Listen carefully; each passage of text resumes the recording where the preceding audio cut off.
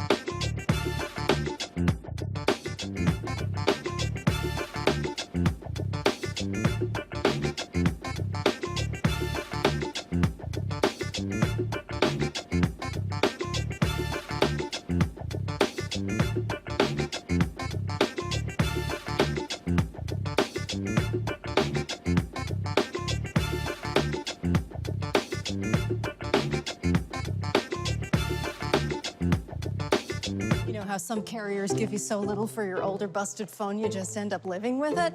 I don't think so. Verizon lets you trade in your broken phone for a shiny new one. You break it, we upgrade it. You dunk it, doggy bone it. Slam it, wham it, strawberry jam it. We upgrade it. Get a 5G phone on us with select plans. Every customer, current, new, or business. Because everyone deserves better. And with plans starting at just $35, better costs less than you think. Today is Thursday, December 16, 2021. Coming up on Roland Martin Unfiltered on the Black Star Network. We're broadcasting live from the College Football Hall of Fame, where they have the Coca-Cola reception and the Disney showcase for Jackson State and South Carolina State playing in the 2021 Cricket Wireless Celebration Bowl. We'll be talking to the president of the universities. In addition, we'll be also covering news of the day, talking about America surpassing 800,000 COVID deaths and why are they banning travel to African nations. We'll talk with the ambassador to the United States from Botswana. Also, Derek Chauvin pleads guilty to federal civil rights charges in the death of George Floyd. And a black sheriff in South Carolina has been indicted for the tasing of an inmate. It's a whole lot we're covering today. In addition, the passing of author and feminist Bell Hooks. Folks, it is time to bring the funk. I'm Roland Martin Unfiltered on the Black Star Network. Let's go. He's got it. Whatever the miss, he's on it. Whatever it is, he's got the scoop, the fact, the find. And when it breaks, he's right on time and it's rolling. Best believe he's knowing. Putting it down from sports to news to politics. With entertainment just for kicks, he's rolling.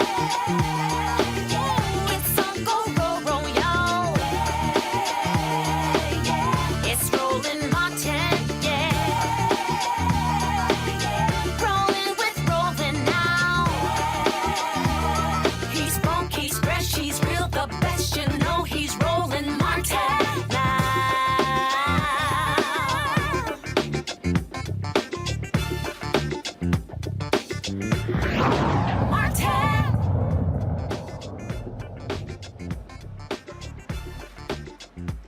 Folks, this is a live look at the College Football Hall of Fame here in Atlanta, where we already had the 2021 Cricket Wireless Celebration Bowl pitting Jackson State, the winner of the SWAC Conference, versus South Carolina State, winner of the MEAC Conference. The game is on Saturday. Festivities began on yesterday, and here Coca-Cola will be holding their reception and Disney will be holding event as well. We'll be talking to a variety of folks here about what's going on, including Athletic Director of Jackson State. We'll be talking with the president of the university as well as various South Carolina State officials. But first, we want to talk about what's happening around this country. 800,000 Americans have passed away due to COVID. We now have a new strain, Omicron, that is actually speeding all across the world. And the United States made a decision to ban travel from 7 African nations. Now, here's the problem with that. South Africa actually self-reported the Omicron virus, but it wasn't like it was actually originating from there. It was 4 European diplomats who actually came to South Africa who brought the variant there. And so many African nations have been asking, why are they being penalized for doing the right thing, bringing this to the attention of the world? And so they've been challenging the Biden administration. Joining us right now is the ambassador to Botswana, Uncle Kambe Kitso Mokela. He is the ambassador to the United States, again, from Botswana. Hope I pronounced the name correct. You're doing well. I can live with that. That's okay. Good. All right. So let's get right to it. I mean, this is an example of African nations who are doing the right thing, letting the world know what happened, and now for the administration to ban travel to and from these countries, you and others say that is grossly unfair. Yes, we believe so. I think the responsible thing for any country is obviously to report, to ensure that we protect the world. This is not about us, it's about everybody else, and health is for everybody. So yes, we put representation to the American government that we believe the travel ban is unfair. It is costing our countries dearly. COVID in itself has already cost us so much.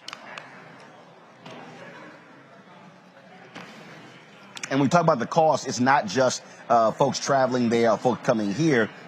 You also are dealing with the reality that many African nations are still fighting to get a proper number of vaccines to ensure that your residents are properly vaccinated. What is the situation in Botswana right now when it comes to the vaccination of your residents? The sadness was that in the beginning, it was very, very slow. We couldn't get access to vaccine whatsoever. And as a result, we lost a lot of people. But I can say now things have opened up slightly. There are checkers coming in. Botswana sits at around 42% fully vaccinated and around 46% first dose. But we are still waiting on vaccines.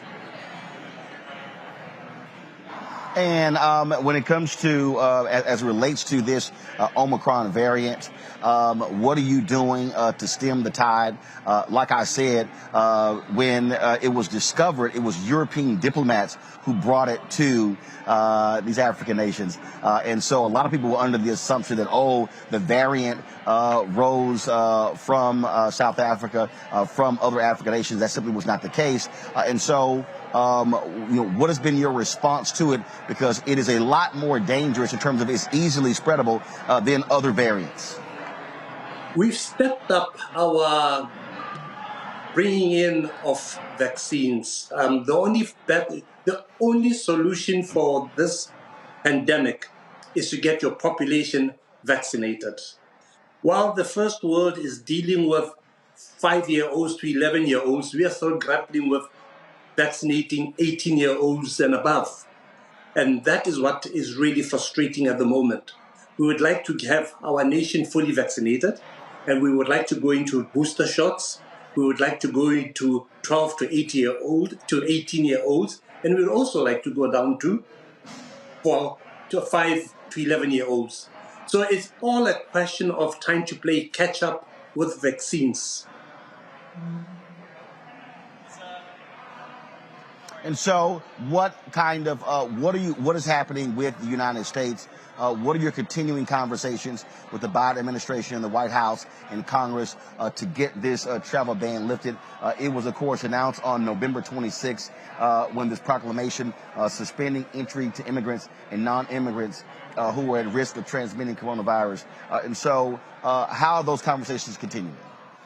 Well, as the SADC group, the Southern African Development Community Group of Ambassadors, we sought to have a meeting with the administration, and graciously were given an opportunity to present our case to them and demonstrate to the United States how this is affecting our economies, our people, and why it's important that the United States continues to lead, as it has done, in terms of also donating vaccines to Africa.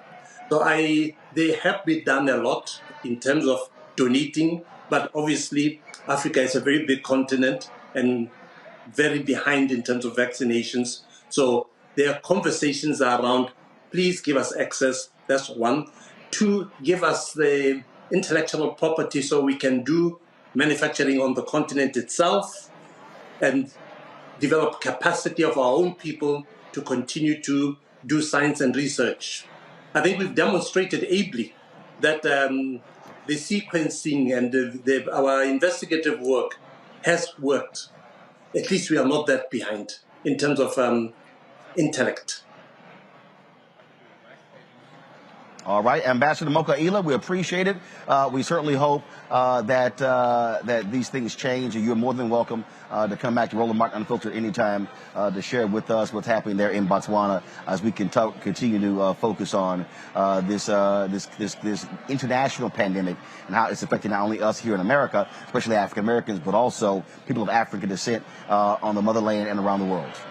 Thank you very much, Roland, and thank you to your audience.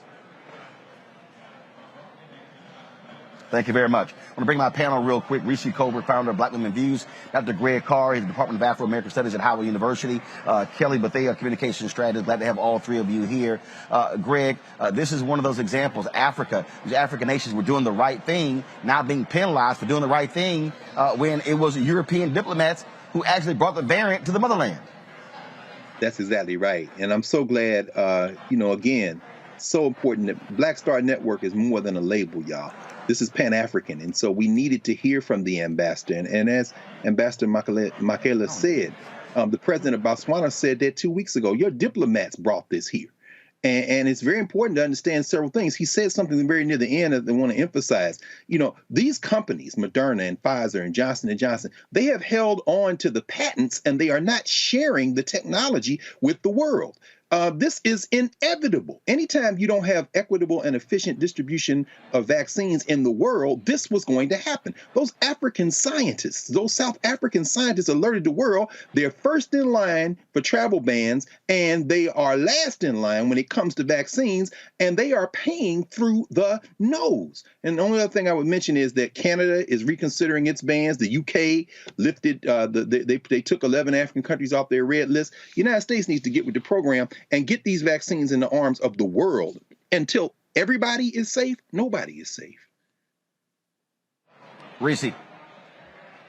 Yeah, and I definitely appreciate the ambassador for highlighting that Africa has manufacturing capabilities.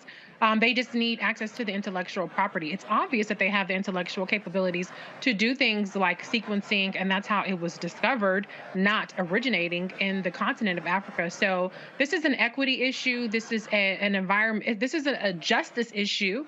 And as Dr. Carr said, the whole thing with public health is we all have a shared vested interest in seeing to the entire world being vaccinated. I think Botswana has pretty good numbers of 40-something%. That's probably higher than some states in the United States. I mean, you could fact check me on that. But the reality is that the rollout of the vaccine has been very, very, very slow on the continent of Africa. And we need to stop these discriminatory bans that penalize South Africa and South African nations from actually, being transparent about these variants that are emerging. Kelly. I agree with the panel, but more importantly, this is just very insidiously racist for the ban on South Africa to be applied to the globe when, like the doctor said, it was Europeans who brought the new variant to the continent. And the fact that it takes so long for us to close our borders to Europe and Asia, and even parts of South America. But when it comes to the continent of Africa, whose wealth is immense, whose intelligence and intellect and research capabilities are immense and undervalued and underused, however, they were the ones who were able to discover this in spite of all of the technological advances that we have in this country. They were the ones who spotted it first, but they're the ones being penalized and they're the ones being banned. It just breeds racism to me, and that has to stop as well, globally. Absolutely. All right, folks, got to go to a break. We come back to the College Football Hall of Fame. We'll talk with the athletic director of Jackson State. They've had one hell of a year, going 11-1. They also just signed the nation's #1 football recruit in the country, sending shockwaves across the nation. We'll talk with him and others as we continue our coverage of the 2021 Cricket Wireless Celebration Bowl here in Atlanta. We'll be back on Roland Martin Unfiltered on the Black Star Network in a moment.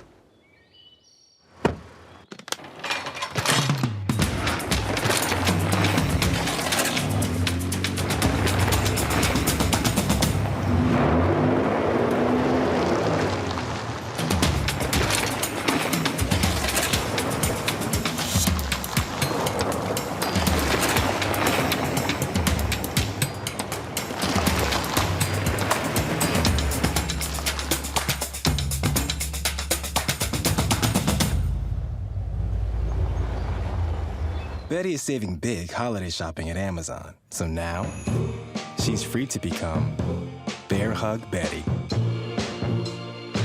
Settle in, kids. You'll be there a while. Ooh, where you going?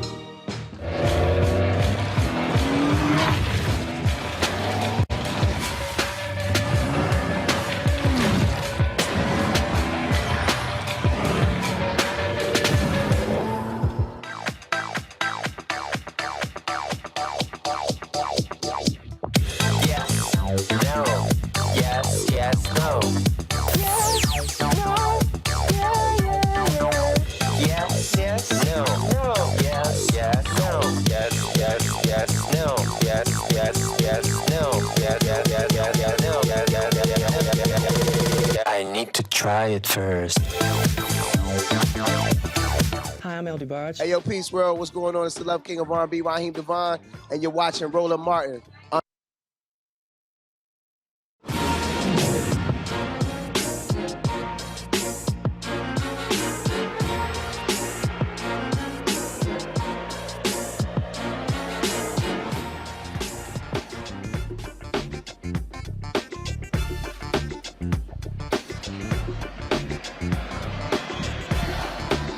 Folks, we are here at the College Football Hall of Fame in Atlanta, where this reception being sponsored by Coca-Cola, our partners this week, as well as the Disney Showcase, is taking place.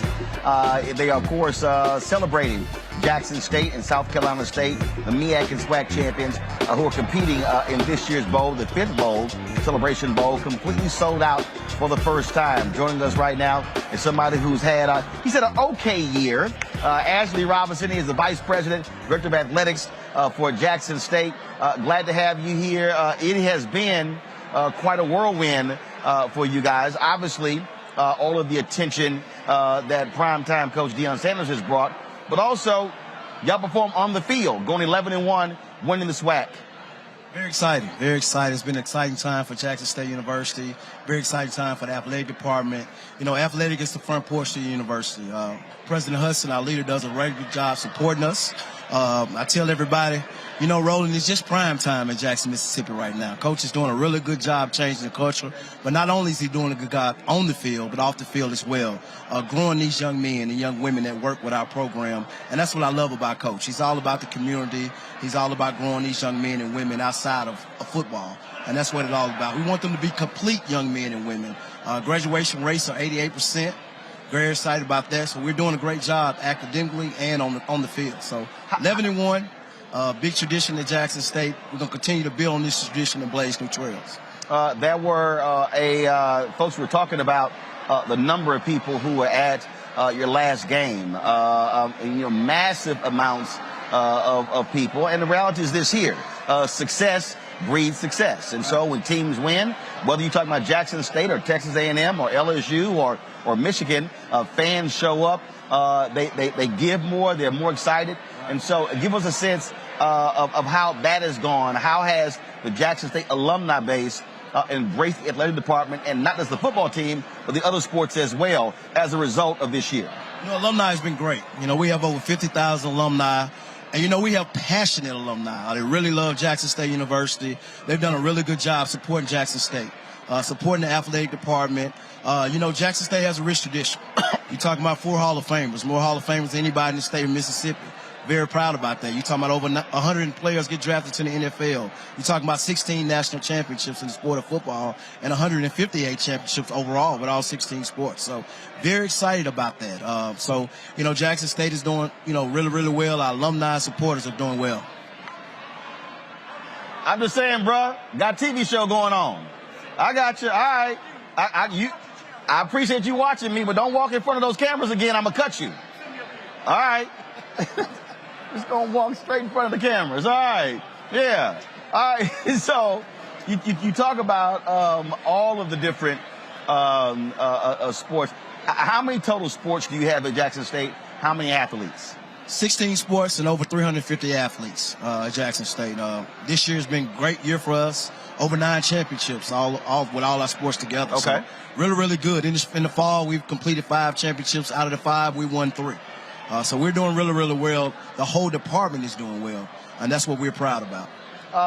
The reality is this here. When you talk about HBCUs, forget sports. You also are dealing with resources, buildings, facilities. One of the things that Coach Sanders has talked about is in terms of, the equipment trucks that are coming. You're talking about your medical staff, all those different things. On the academic side, same thing, the rebuilding of campuses like that. You also are a state university. And so, what is that plan there, that 5-year plan or 10-year plan that you have to really build up and grow the capacity of the facilities of the campus, because you're competing against other universities and they're pouring in millions upon millions of dollars with practice fields and all sorts of things like that? Well, we do have a 5-year plan in place, a 5-year strategic plan, and that's academic prowess. Facilities is one of those, and we're starting to upgrade our facilities now.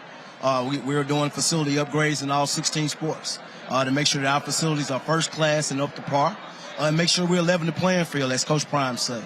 From a revenue standpoint, this year we done really, really well. We had 3 games over 50,000 supporters and fans that came in to support Jackson State University. Led the FCS in attendance. And when they buying tickets, because right. I got no problem saying it, and I've talked to other HBCUs.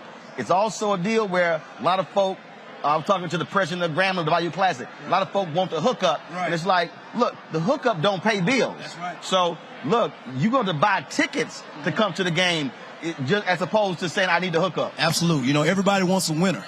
But, I try to explain to my alumni and my supporter what it takes to win.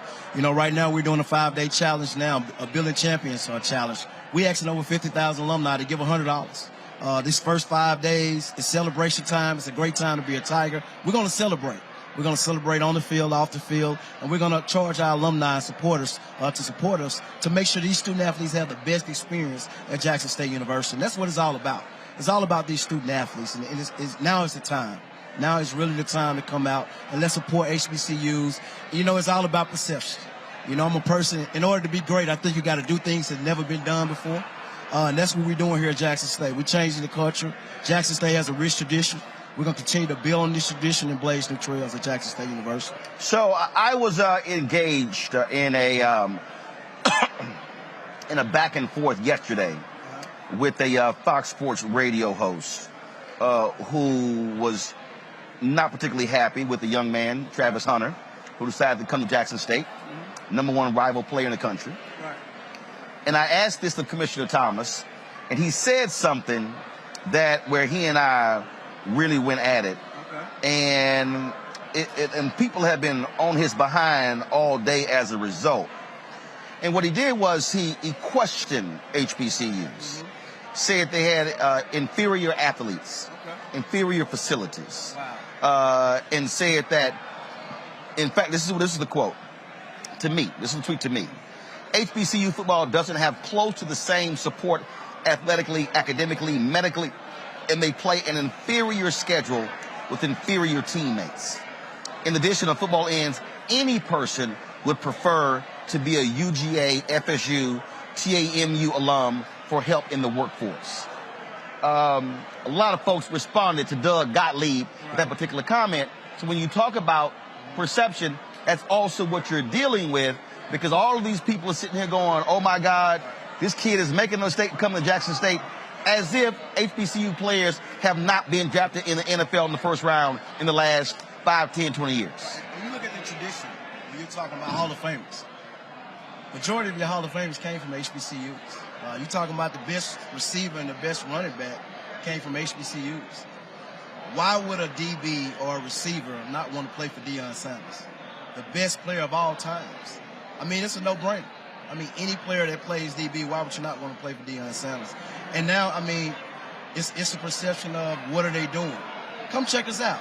Come support us. Come see what we're doing. But guys like him, first of all, have no concept of HBCUs, because the reality is what you're seeing now, and we've seen this over the last 5 to 10 years, you're seeing on the academic side, you're seeing young folks turn down Harvard, turn down Ivy League schools to go to Howard, to go to Spelman, to go to Morehouse. Look, I was telling the story of my nephew. I'm a Texas A&M graduate. My brother is. My sister is. Her husband is. My wife's sister is. There are 5 Aggies in our family.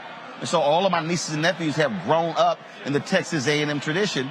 He went to Prairie View his first couple of years. He said he wanted to transfer to Texas A&M to get his degree in construction management. And he told his mom, he said, hey, you know what? I'm going to go and stay here for about 4 years. And he was talking about the international students who are at Prairie View A&M. So what Ruth Simmons is doing there, what you're seeing happen there. Again, what you see happening at other HBCUs, you're now seeing black students making decisions that they are in their best interest. And that's why I thought the statement that Travis Hunter released was an amazing statement, because he articulated very clearly why he was coming to Jackson State. And I think people are overlooking those words of what he had to say. Right. You know, I said this, Roland, about 2 years ago. I mean, what happens if all 4 and 5 stars come to HBCU? You know, today is an example. You really see people true character. We talk about character, we talk about integrity. I mean, the young man made a decision, and he gave a great answer of why he came to Jackson State University. And we as adults, supporters in the sports world, we should support that, you know. And if you have a problem with HBCUs, come check us out. You know, come see us. We have some of the most amazing students, some of the most amazing coaches, educators at HBCUs. I mean, we have kids, first-generation kids to graduate from HBCUs and go out and do a really, really good job. I'm sorry, people, but times have changed. Right. Now's the time. But it's also a battle. Look, I've spoken at more than 60 HBCUs. Right. Done 18 commencements, 14 HBCUs. I am not presenting a situation where it's perfect. It's nirvana. There are issues. You look at Tennessee State, where they have been, according to a state committee, underfunded to the tune of $544 million. The lawsuit we just saw in Maryland, where they had the settlement of $577 million. In fact, in Mississippi, Alvin Chambers led that fight 20 years ago, the biggest HBCU lawsuit for funding as well. So those things continue. But what I do argue, what I say to people, is that the reason we have to pay attention, whether we're HBCUs, for me, black-owned media, and because you have to support the pillars of our community.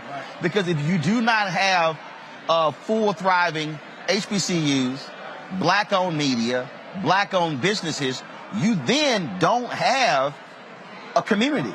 You've got to have those pillars that keeps the community standing. And I agree. You know, for us, it's all about the community. You know, getting out in the community, supporting the community.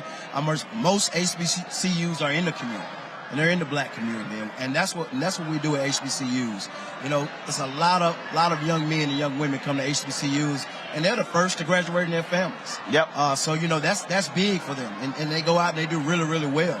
HBCUs have a special passion. I mean, we're a family environment, and we treat our kids, and we make sure, I tell my kids every day, no, watch what you do every single day, because somebody's watching you, and somebody's taking care of you, and you're not just another person. We teach them about life. When our kids leave HBCUs, they're ready for life. They're ready. They're educated. They've learned a lot of things. When you're talking about what you do after college, we talk about what you do after athletics. And that's what we're doing at HBC. Let's change the culture. And now's the time. It's an exciting time. And there's more to come, Roland.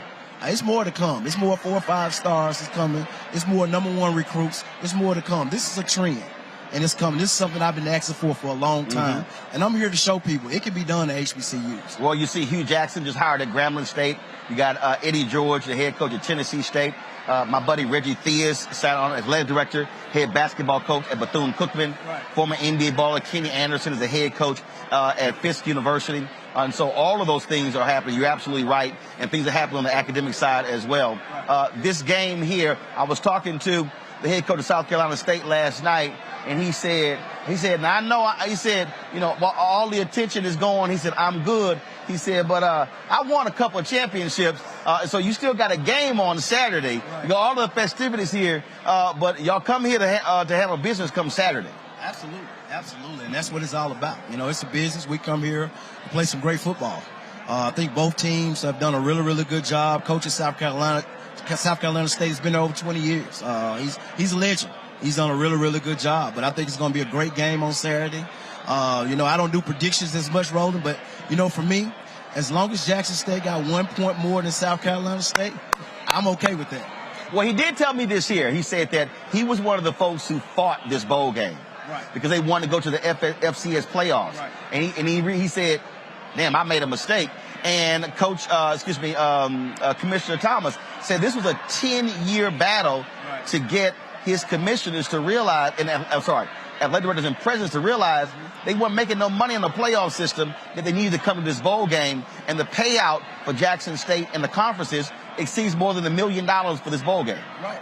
Absolutely. And then the experience.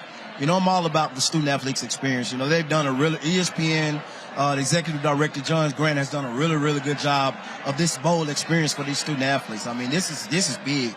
This is huge. You know, Commissioner Thomas has fought this fight. You know, he's retired.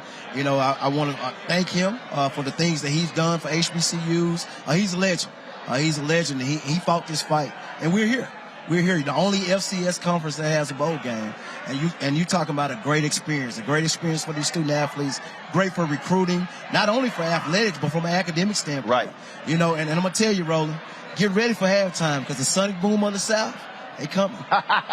Well, Bakari Sellers, of course, from South Carolina, he's already made it clear he's a South Carolina State is going to win the halftime. I said, well, we'll see what happens, and so I told John Grant. I said, look, y'all better make sure y'all showing at halftime on ABC. I said, it's going to be some problems because, we live streamed the halftime for the MEAC-SWAC Challenge. I said, I'm telling you, John, and John is promising also a huge surprise at halftime. He won't tell me what it is, but he guarantees there's a huge surprise at halftime. I think you're going to like it. It's going to be a big surprise. All right. It's going to be a big surprise. I appreciate it. Congratulations. Good luck. Keep up the great work. On this show, on the Black Star Network, we're huge supporters of HBCUs.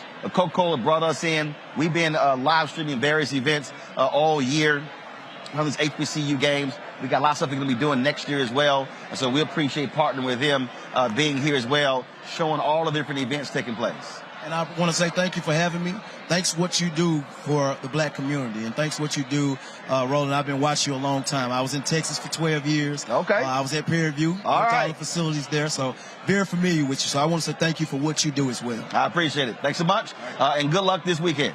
Thank you. All right, folks, got to go to a break. We come back. I'm going to talk to my panel again about how all these white sports writers are now going, who the hell is Jackson State? What's going on? They're all freaking out.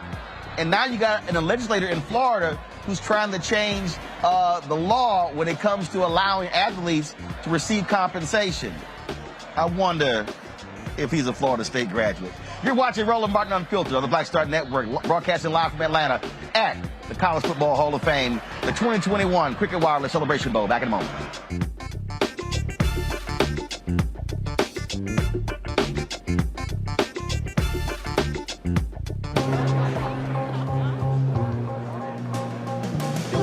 Are the stars out tonight?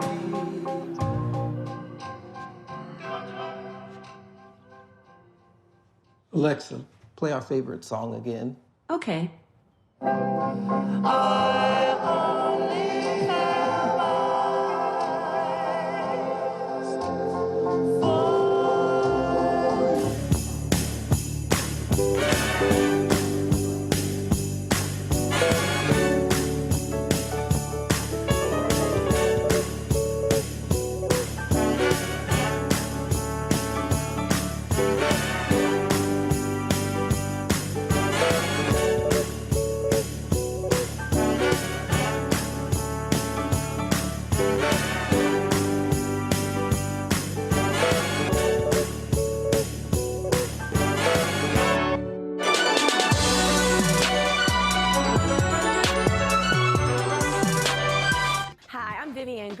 Hey everybody, this is your man Fred Hammond, and you're watching Roland Martin, my man, Unfiltered.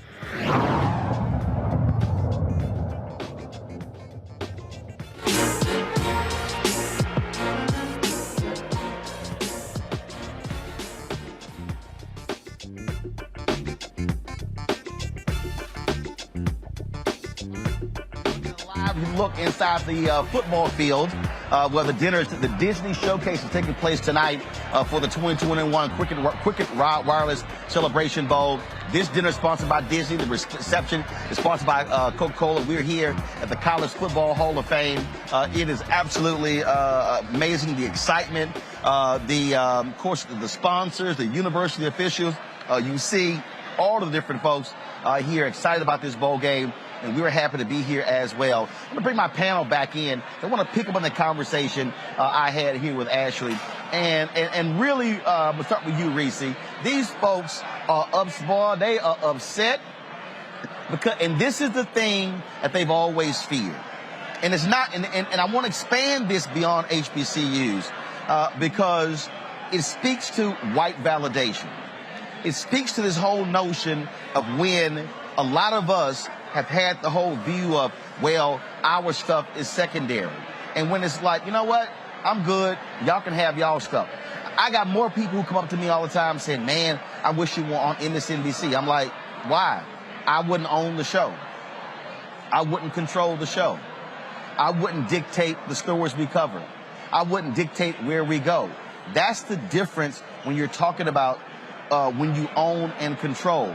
And what we're dealing with here is that since the days of Jim Crow ended, these white institutions have been able to use their resources, boost your money, to attract the top black athletes.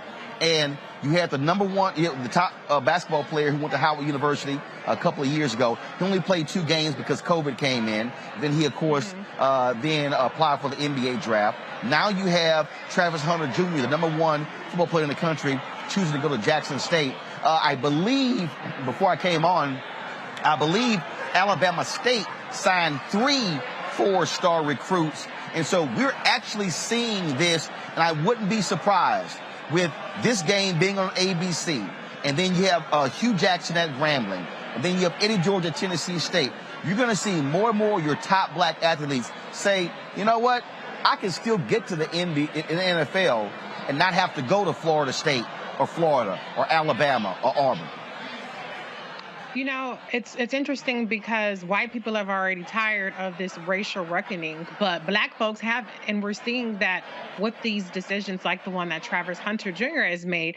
And there's a glitch in the matrix. They like malfunction, like, what is this? You mean the white gaze isn't all being? You mean our money isn't all being? You mean that there's a deeper tie, a familial tie, a cultural tie, a racial tie that is more appealing than just being out on the fields, tilling the fields essentially for these super rich white schools? They don't know how to react, and so their way of reacting to it is to lash out and to try to denigrate and try to minimize. And then we are even seeing some kind of murmurs, and even some black folks are buying into it with starting rumors like suggesting that Travis Hunter Jr. only signed because of some multi-million-dollar deal, which is a flat-out lie. And so what they always try to do is they always try to diminish the significance of it and try to diminish the stature of black institutions. And I'm so happy to see more and more people reject the framing that white is right and reject the framing that it's all about who has the most eyes, who has the most dollars, and about being where you are celebrated and embraced. And I think life is not getting any easier for black folks in America. And so more and more people are really seeking that solace in that community. And that's what HBCUs undoubtedly provide. And so the people like the Doug jackass that you retweeted or you got into exchange with, they're going to continue to perpetuate the exact reasons why more people are seeking out predominantly black institutions with their blatant racism and their blatant denigration and misunderstanding about what animates black people. So the more that they talk, the more attractive a Jackson State becomes to people like Travis Hunter. But see, here's the deal here, Kelly, that we're dealing with here. This is what happens when you have your black artists who then say, I don't need your record labels. I'm going to be independent. This is what happens when African Americans in other areas begin to say, you know what? I don't need your system. I'm going to do it this way. This comes down to control. Control, control, control, which comes down to money. That's what this is all about. on their end, I absolutely agree with you. But when I chose to go to an HBCU as opposed to a PWI, my main concern was whether I was going to be used or whether I was going to be nurtured. And in that fragile state in your life, that transitioning into adulthood, you need to be nurtured and cared for, but also, you know, be made aware of how adulting is, how the college experience can be without you being tokenized for your physical abilities. PWIs don't know how to do that because they only scout these Black bodies for their Black bodies, and so that they can make money off of these Black bodies. They don't know how to nurture. They know how to use. And that is kind of like the undercurrent, the theme of white supremacy in this country. It's never been a component of nurturing there. It is all about being used. So with HBCUs, they came about not only to educate Black people and, you know, fill in the gap of education that was not provided to us by PWIs, but a huge theme when it comes to HBCUs is nurturing and nourishing Black minds as well as preparing Black bodies for life. So I applaud this young man for choosing Jackson State because he knows, whether he verbalizes it or not, he will be cared for, he will be nurtured, and he will be prepared for life moving forward.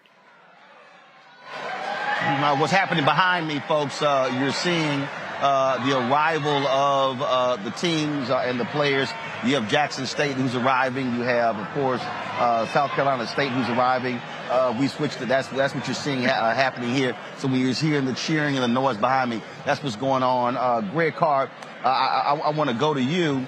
This is about disruption to the system.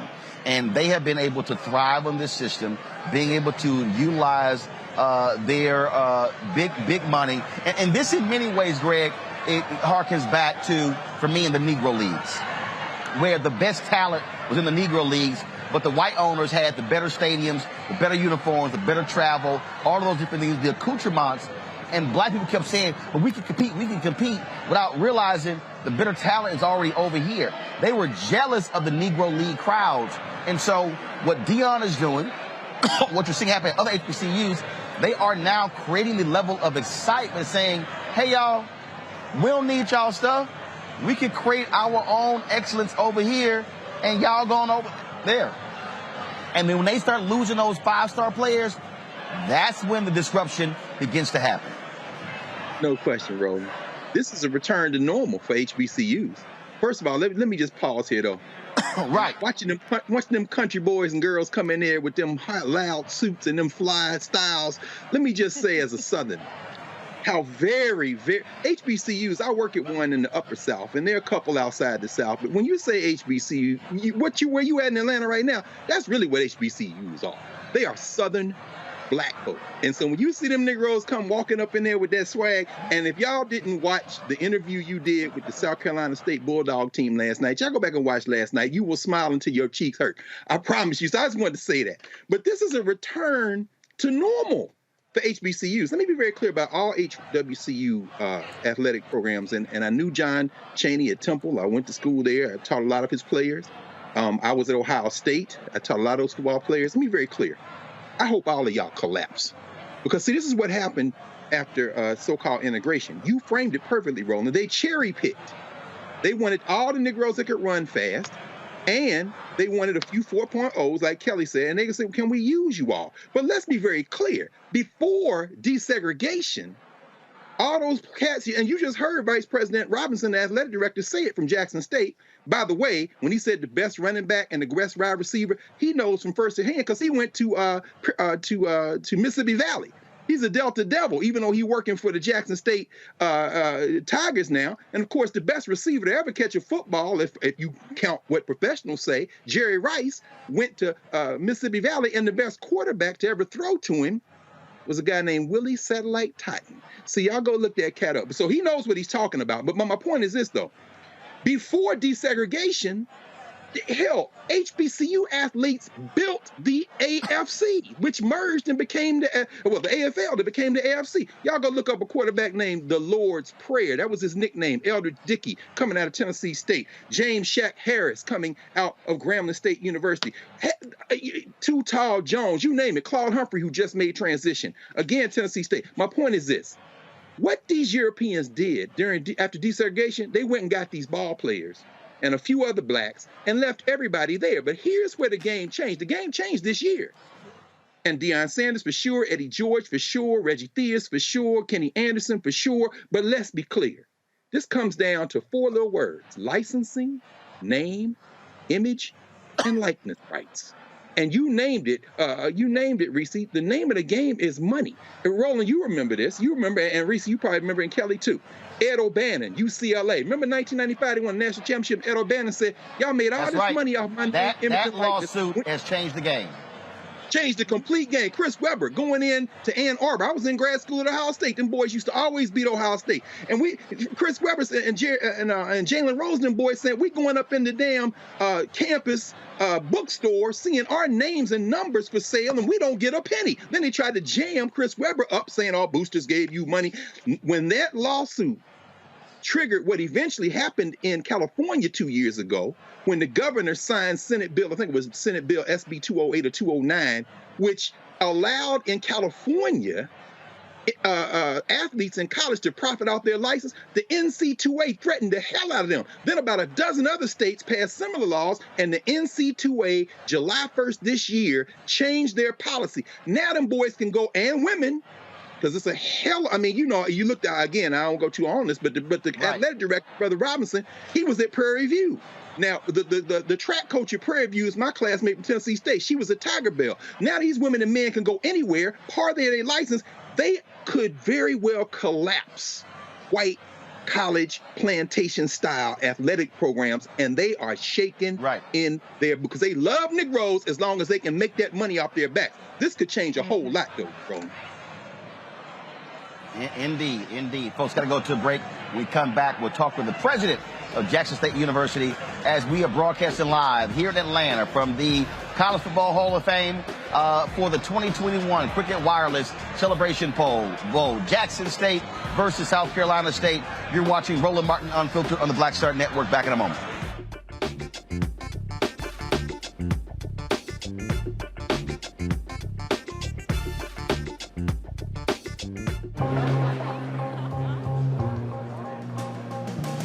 Are the stars out tonight?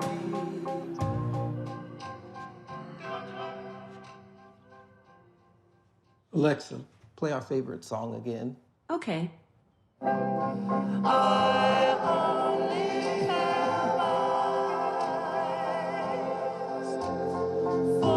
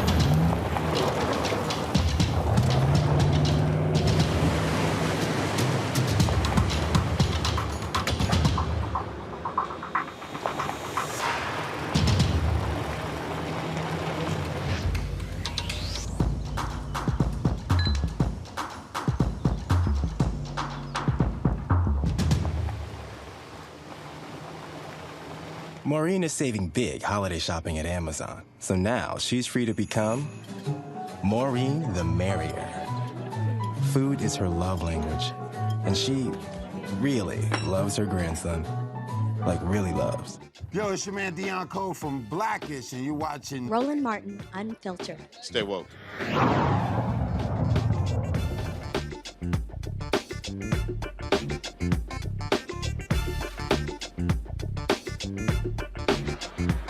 TV One.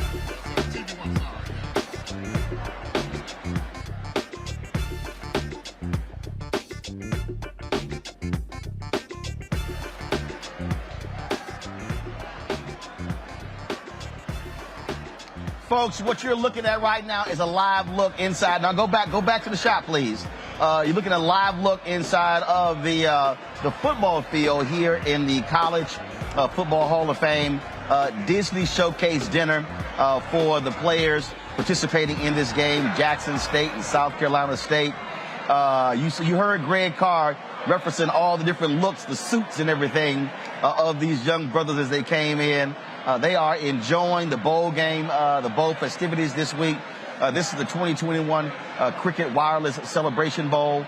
We were at the World of Coca-Cola last night where they had the big event there, where, of course, we're now here at the College Football Hall of Fame.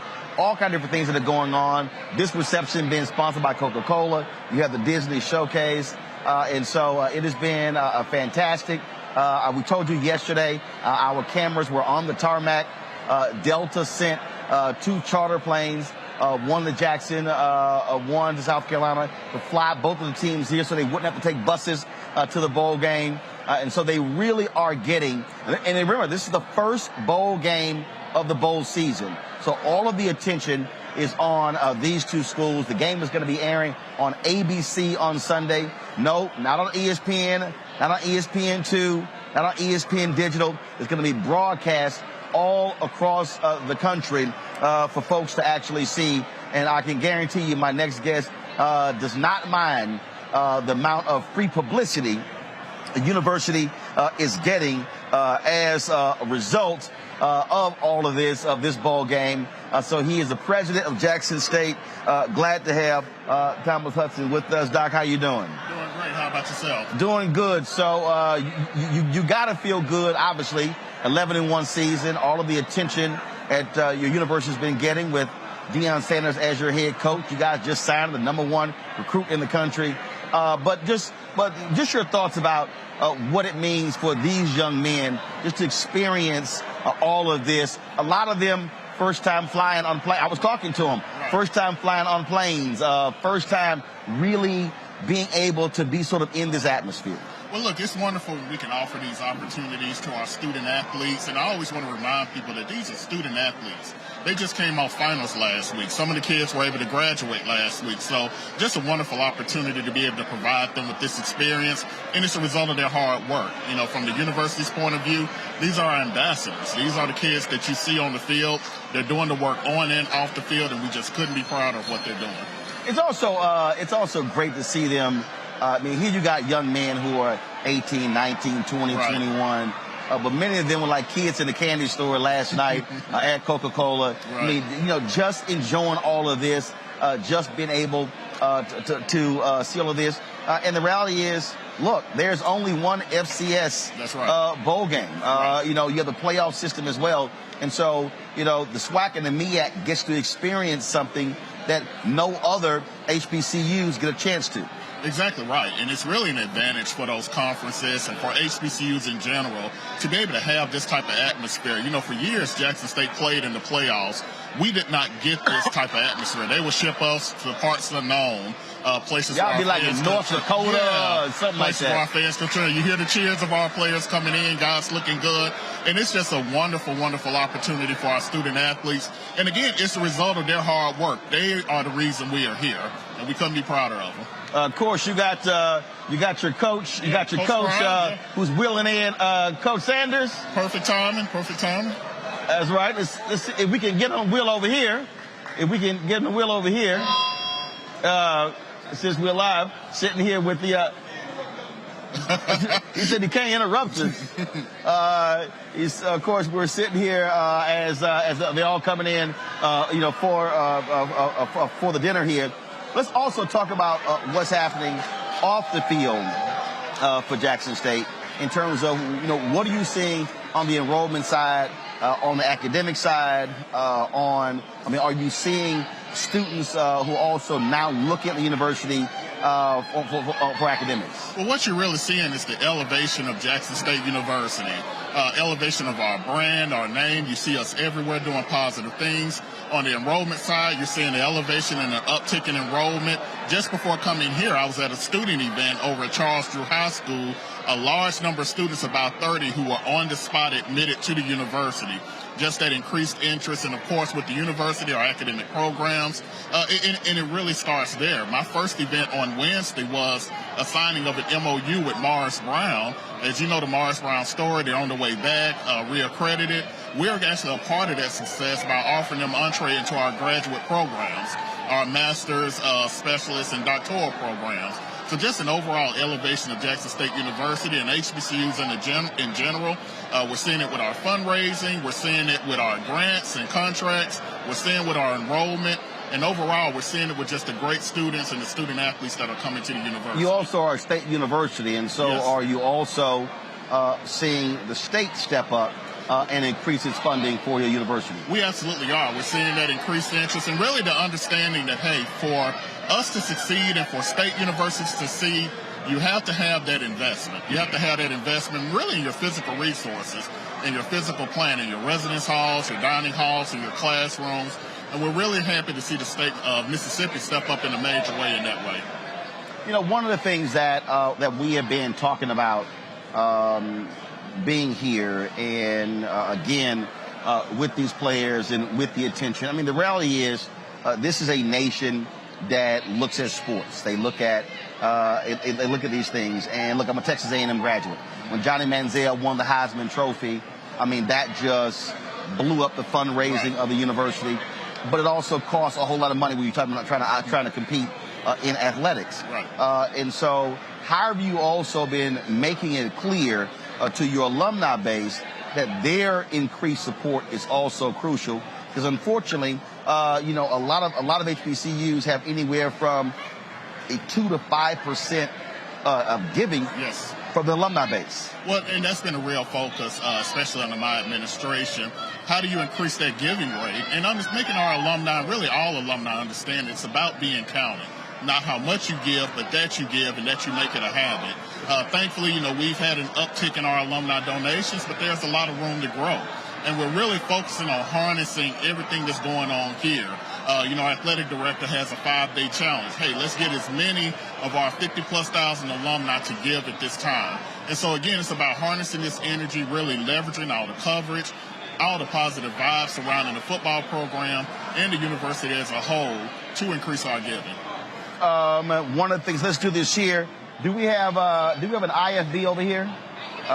If we do, all right. So no, you won't be able to hear the studio. All right, so let's do this here. Reese and Greg, who's still with us. Do you have a question for the president of Jackson State University? President Hudson, I'll keep this light, and I know you got to convey this to him, Roland. And congratulations. I'm very happy to hear about that Morris Brown piece. As a graduate of Tennessee State University, which, of course, took Big John Merritt from Jackson State back in the early 60s and brought him near, one of the great rivals, I have one question for you. Is the sonic boom of the South ready to win halftime on Saturday? I'm going to keep it light. Look, the Sonic Boom of the South is always ready to win halftime. So they'll be ready as usual. We have the best band in the land, and just be ready for a show. Yes, the Sonic Boom of the South will be ready to win halftime. But thank you so much for your question and your obvious support of Jackson State University. Reese. President Hudson, congratulations on all of your success. Can you just, for the audience, we have more than just Black people who watch Roland Martin Unfiltered. Can you just kind of give us a quick, summary of the intangibles that would lead someone like Travis Hunter Jr. to select Jackson State over the other university he had previously committed to? Well, it's an interesting conversation because, you talk about the culture of Jackson State University, just the family atmosphere and those things that he saw. But you also talk about the ability of students to come to a Jackson State University and really become the person they are meant to be. It's very interesting that obviously we got the #1 recruit in the nation and there's a lot of activity, and rightly so. But what you will notice is that, we every year across our campus, we bring in those types of students that could go anywhere.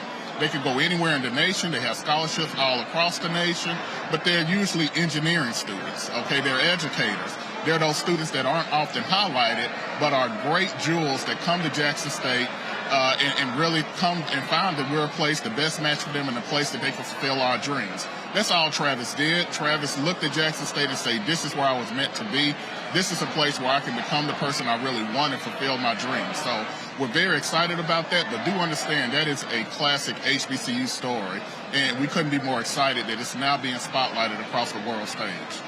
I got to ask you this here. The news came down today that Shedeur Sanders becomes the first HBCU player to win the Jerry Rice Award, named after the best player in the FCS. Right. So more good news for Jackson State. Oh, excellent news for Jackson State. Kind of ironic that the first HBCU player of the Jerry Rice Award just happened this year, but just goes to show that, again, the notice. It's about, writers vote on that award. It's about the notice. It's about the exposure, people seeing the great things that are happening, and, again, it's an exciting time. Well, we certainly are glad to be here. We've been partnering with Coca-Cola all year, attending various HBCU games, shedding light on what's going on, not just what's happening on the field, but also what's happening academically. We're here for the MEAC-SWAC Challenge in August, and so at the Bayou Classic, certainly glad to be here as well. And so looking forward to the festivities tonight. Of course, it's a big schedule tomorrow as well for these players. And then again, the game that is on Saturday. And so looking forward to that. Mr. President, thank you so very much. Good luck in what y'all are doing. And look forward to being back. And I'm trying to remember. I'm trying to remember. Have I spoken at Jackson State? Okay. I'm trying to remember. Well, look, if you have, I think I did your alumni. I think. Well, like I say, if you haven't, now here's your invitation. Yeah, You're always welcome on campus. We love to have you come. I did do the South Carolina State graduation. Okay. I did them. And I got an honorary degree from there. So I always got to give them a shout out. But I think I did one of your alumni events. And so, and like I said, I think I've done now 60 HBCUs. And so try to knock out the rest of them. Hey, good luck with that. I appreciate it. Good luck for the rest of the week. And good luck on Saturday as well. Thank you so much, and really appreciate this opportunity. All right, folks, got to pay a few bills when we come back. More from the College Football Hall of Fame here, the 2021 Cricket Wireless Celebration Bowl. We'll talk more from here, but also talk about some news of the day as well. You're watching Roland Martin Unfiltered right here on the Black Star Network.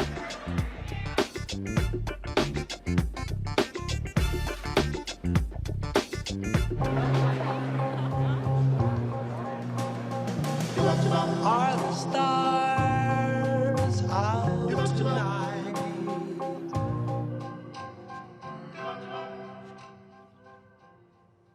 Alexa, play our favorite song again.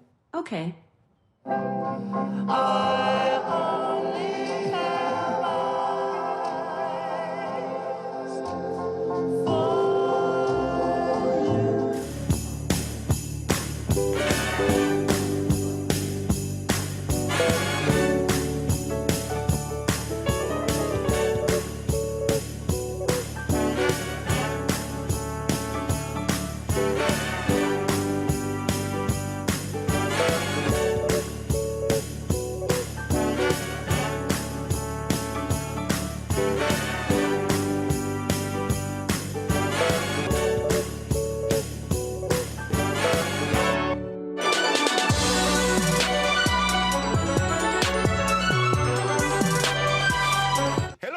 I'm Godfrey, and you're watching Roland Martin Unfiltered. And while he's doing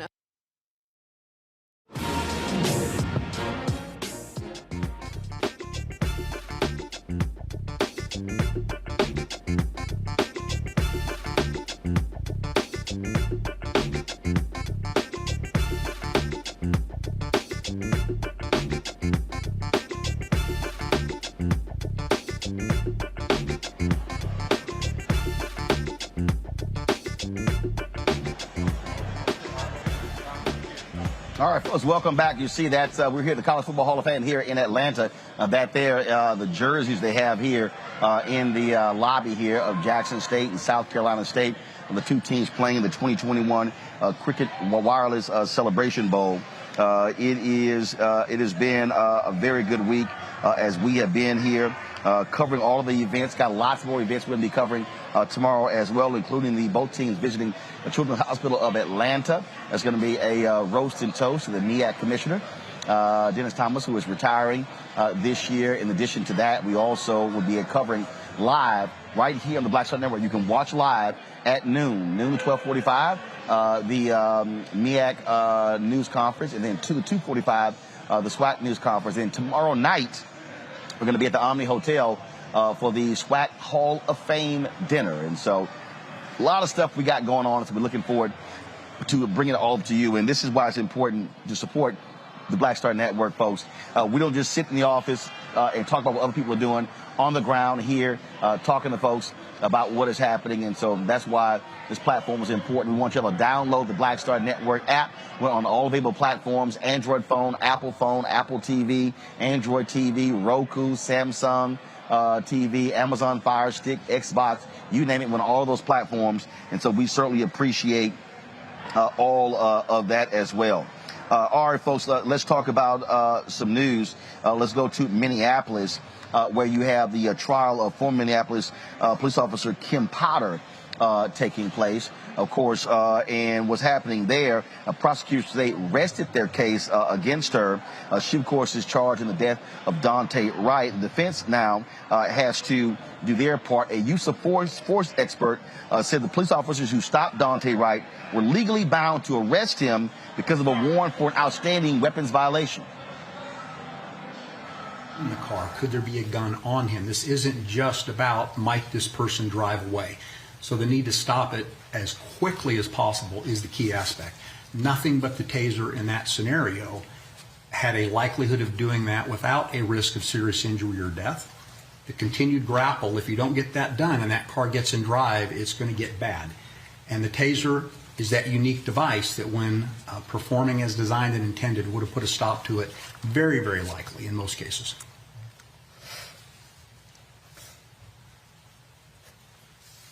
Did you change your opinion as to whether her perceived use was consistent with the standards you've described after watching the videos of Lucky and Johnson et al.? No, sir.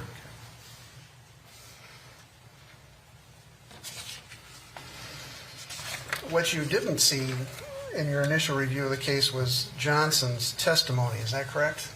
That's correct, sir. I saw that last week, I believe.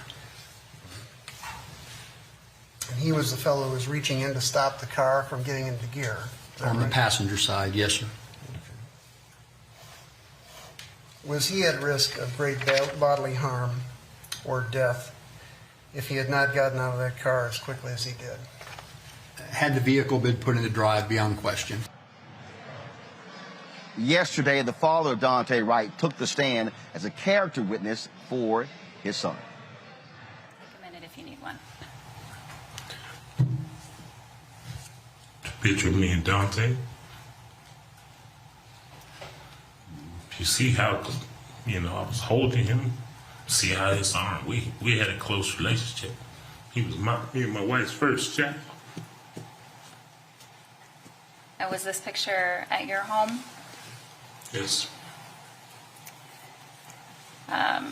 Was this not long before he passed away? This was right before he passed away. If we could put on the screen Exhibit 3, please. That's already been admitted. Did your son Dante also have a son of his own? Yes. And First and only child. That's my grandson, Dante Jr.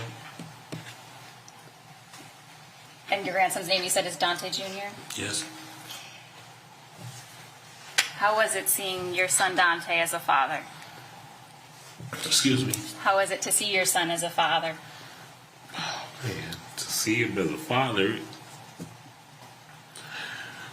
it was like I was so happy for him because he was so happy. He was so happy about Junior.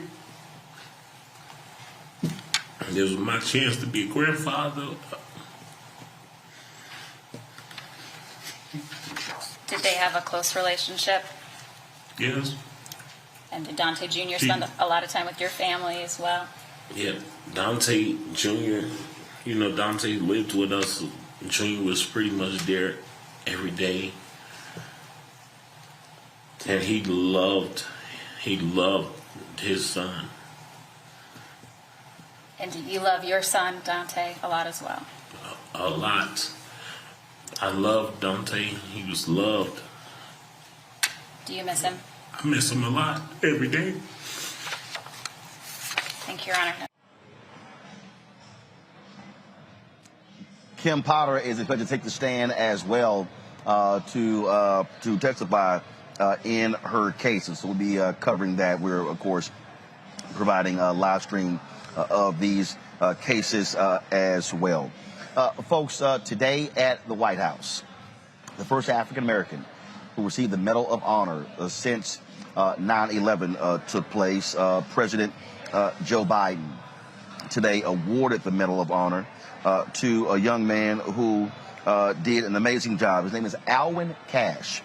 When they were in Iraq, you might remember the story here where Alwyn Cash saved a number of his fellow members of the military. He was, and this is, I'm just going to read for you. This is the lead from the Philadelphia Tribune. Staff Sergeant Douglas Dodge was dazed and sick to his stomach, still in shock after a roadside bomb blast slammed him and other soldiers against the ceiling of their 27-ton armored vehicle. He had regained consciousness and forced his way to safety, but his friends were still inside, screaming and on fire. Sergeant First Class Alwyn Cash, who had been riding in the front of the Bradley fighting vehicle, appeared out of the darkness. He was wearing a helmet, body armor, and boots, but little else. His camouflage uniform, sopped in fuel, had begun to melt away. What he then did was reach into this burning vehicle on 6 different occasions to rescue those who were trapped inside on October 17, 2005. He died at a Texas burn center, and today, his wife Tamara received the Medal of Honor, the highest honor any member of the military can receive from President Joe Biden in a White House ceremony.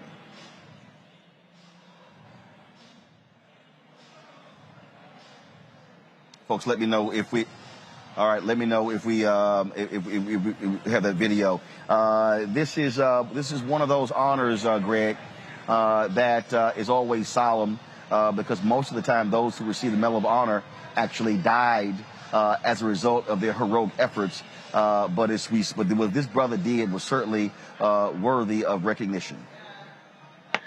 Yes, I think he was initially nominated for the Silver Star, but his commanders lobbied hard to upgrade that to the Medal of Honor. Let me be very clear. War is not the answer. That boy should never been over there, and neither should any of the rest of his comrades. But once they were deployed following orders, and like you said, in October 2005, he rescued his friends, he rescued his fellow soldiers, and he paid for it with his life. He was 35 when he passed. And so when they find the footage and show, we'll see his widow receiving that medal, a Florida boy who enlisted, I think, in maybe 1989, 1990, and was deployed again in an overseas adventure that has cost this country trillions of dollars. Ultimately, they could have gone for other things. But when called on, he served. And if they're going to give these medals out, then damn it, they better give it out. And it's crazy that he is the first in the history of African people in the U.S. military. And we fought on both sides in many wars, beginning with the so-called revolution. We fought actually against George Washington's army because we didn't give a damn who won. We just trying to get free. But in the first time of blacks serving in the military, for him to be the first service person of African descent to get that Medal of Honor, what does that say about the United States military? As many black bodies have been strewn around this country, around the world rather, in service of the American military. Here is some of what today's ceremony from the White House. Each of you know what it means to stare down danger and summon the strength in the moment of trial. We're grateful for all that you three have done, so many more. And the family of Sergeant First Class Alwyn Chase has been 16 years. This has been 16 years in coming. Representative Murphy, Representative Walz, thank you for your efforts, the continued efforts, along with the team, Sergeant Cash, his commanders, Commander-in-Arms, his medical team, and the family, who worked with such dedication over so many years to make this recognition possible. October 17th, 2005, Sergeant Cash was commanding a Bradley fighting vehicle on night patrol in Iraq. They came under enemy fire. An improvised explosive device detonated, igniting the vehicle's fuel and engulfing it in flames. Sergeant extracted himself and without hesitation turned back to the vehicle to help free the driver and extinguish flames on the driver. In the process, Sergeant First Class Cash uniform, drenched in fuel, caught fire, causing severe burns. Patrol was still taking enemy fire, but Cash thought only of his fellow soldiers trapped in the troop compartment. So he pushed his own pain aside to return to the burning vehicle and pulled 4 soldiers free. 4 more. At this point, with the 2nd and 3rd degree burns covering almost 75% of his body, his uniform mostly burned away. The sergeant saw there were still 2 soldiers and their interpreter unaccounted for. So he went back into the inferno for a 3rd time and got everyone out of that inferno. That was his code. His love for his 3rd Infantry Division ran deep. No soldier was going to be left behind on his watch. When helicopters began to arrive, he insisted that his troops be evacuated before he would go. Later, at Brooke Army Medical Center in Texas, where he and other members of his team were taken for treatment, when he regained the ability to speak, his first thoughts were for his units. He asked, first thing, how are my boys? How are my boys? Alwyn Cash was a soldier, a warrior who literally walked through fire for his troops. Sergeant succumbed to his injuries in November 8, 2005, surrounded by those he loved and loved him. He was a hero. He was a beloved son and brother, a proud husband and a father of 3 children. Sergeant Cash and his family gave everything for our country. Their devotion to his memory, their years working to make sure that his courage and selflessness were properly documented and honored, is a testament to the love he inspired and the legacy he left behind. Sergeant First Class Cash is now the 7th individual to receive a Medal of Honor for his actions in Operation Iraqi Freedom, and the first African American to receive it since the Vietnam War. And Tamara, Alexis, Cassano, I'm so honored to award your husband, your dad, your brother, the recognition that he earned. I know it's tough. As honored as you are, it's got to be tough to be here today. He'll be remembered. He'll be remembered forever. Sergeant First Class Christopher Solis was an Army Ranger through and through with 175. The Rangers lead the way. On July 12th, 2018, nearing the end of the 5th deployment, Sergeant Solis was leading an operation in the Patika province of Afghanistan, not a very friendly place, to clear the area of enemy forces. Attacked and pinned down by a large force, the sergeant exposed himself to the enemy fire in order to retrieve a heavy weapon system that allowed his team to fight back and reach the secure location. During the firefight, a member of his team was critically wounded as they called for medical evacuation. But as the rescue helicopter arrived and began taking fire as well, the sergeant knew it was critical to get his wounded teammate loaded and treated. So he once again, knowingly and willingly, stepped into the enemy's crosshairs. Sergeant Solis used his body as a shield for the aircraft and his crew against the heavy incoming fire. The helicopter began to take off, and he put himself directly between the cockpit and the enemy, ensuring the aircraft could depart and sustaining what would prove to be a mortal wound. He knew he was hit, but he waved for the aircrew to depart without him. In the face of extreme danger, he placed the safety of his team and his crew above his own. I can offer no better encapsulation than the words of the U.S. Army ambulance pilot in command that day. He said, quote, "Courage to me is putting your life on the line to save the life of another, as demonstrated by Sergeant First Class Chris Solis, who died protecting my crew, end of quote. Christopher Solis was courage made flesh.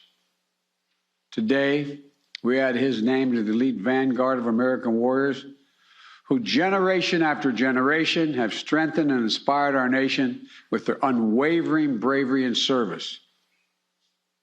His legacy lives on. The lives he saved, the teammates he mentored, and the memories he made with his beloved wife, Katie, and especially in their precious daughter, Shannon. Thank you for sharing your dad with our country, Shannon. We'll never forget the debt that we owe you and your whole family. August 28, 2013, then Staff Sergeant Earl Pumley was snapping a quick photo with members of his unit at Forward Operation Base Ghazni in Afghanistan. Then insurgents turned out detonated a 400-pound car bomb that blew open a 60-foot wide breach in the perimeter. Folks, the first African American awarded the Congressional Medal of Honor, the Presidential Medal of Honor since Vietnam. You're watching Roland Martin Unfiltered on the Black Star Network.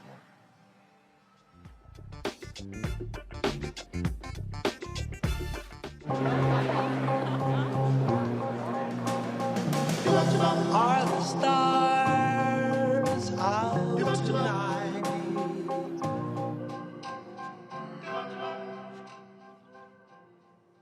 Alexa, play our favorite song again.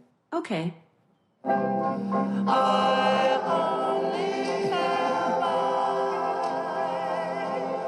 for you.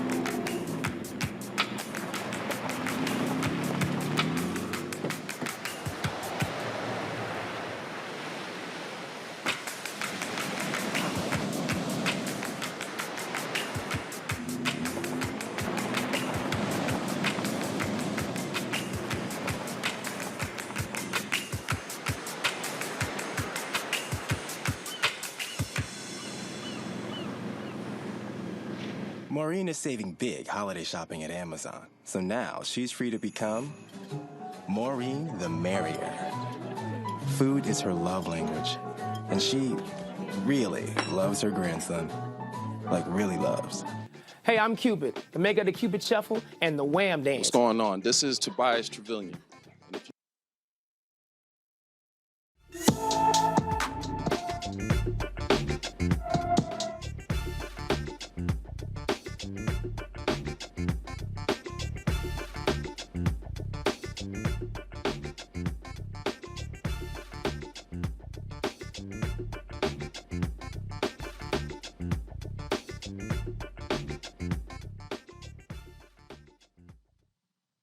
Who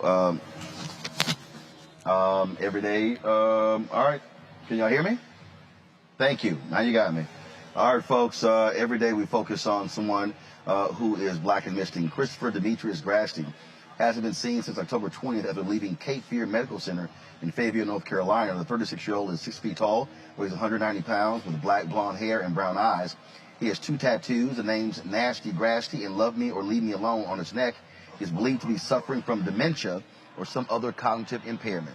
Anyone with information should call the Fayetteville Police Department at 910-433-1529, 910-433-1529. Voting rights continues to be a significant issue as civil rights activists press President Joe Biden and the Senate Democrats to do something to pass the For the People Act and the John Lewis Act to stop the voter suppression laws being passed by Republicans all across the country. Senator Chuck Schumer insists Democrats will get this done before the 2022 election. Continue working to bring the Senate to a position where we can move forward on Build Back Better. Senate Democrats have spent the past few weeks engaged in a separate discussion on addressing another critical and urgent priority, protecting the right to vote and safeguarding our elections.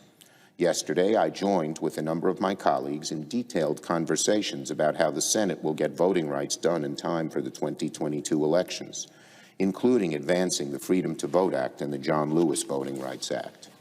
In state after state, Republican-led legislatures are approving the most draconian voter registration laws that we've seen since segregation, and they're doing it on an entirely partisan basis. Let me repeat that.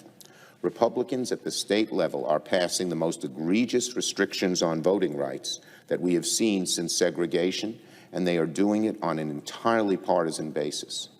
Senate Democrats are working to find a path forward to respond to these attacks by passing legislation like the Freedom to Vote Act and the Voting Rights Advancement Act. Part of that conversation involves finding ways to restore the Senate so it can once again work as it's supposed to, as it has worked for generations before the gridlock of the past decade or so. These conversations are ongoing. The fight to protect voting rights is far from over in the Senate.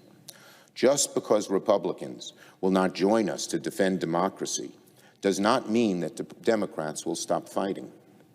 This matter is too important not to act, even if it means we must act alone to get the Senate working. Now, Reese, different civil rights activists, they say that they are going to be targeting MLK Day to put pressure on the White House, and I'm going, that's a month. What the hell are y'all doing right now? Black Voters Matter, they've been out there in the streets for all year. Reverend Dr. William J. Barber, the Poor People's Campaign, they've been out there as well.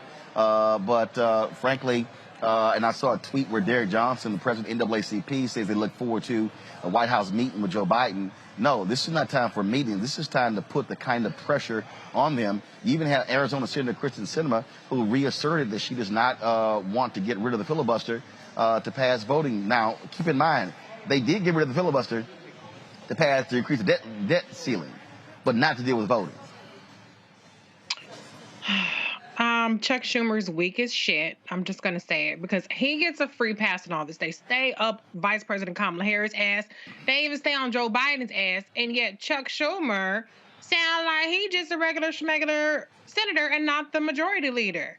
What have you been doing all year? You knew the filibuster was going to be an impediment back when you first became the majority leader, and they damn near filibustered the Senate rules change. So you had to share power with Mitch McConnell, and you couldn't push through Biden and Harris nominees.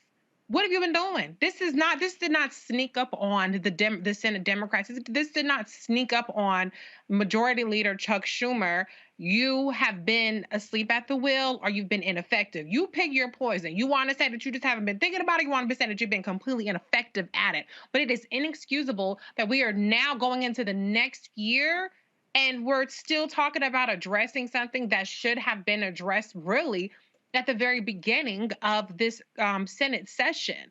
He is completely out of control with his caucus. He's sitting up there. Who was your audience for that? Because the people that you have to get in line are Kristen Sinema, Joe Manchin, and whoever's hiding behind those two miscreants, and people who are trying to keep this Jim Crow filibuster alive and well. And so I'm sick of speeches. I'm sick of platitudes. I don't want to hear about how important it is.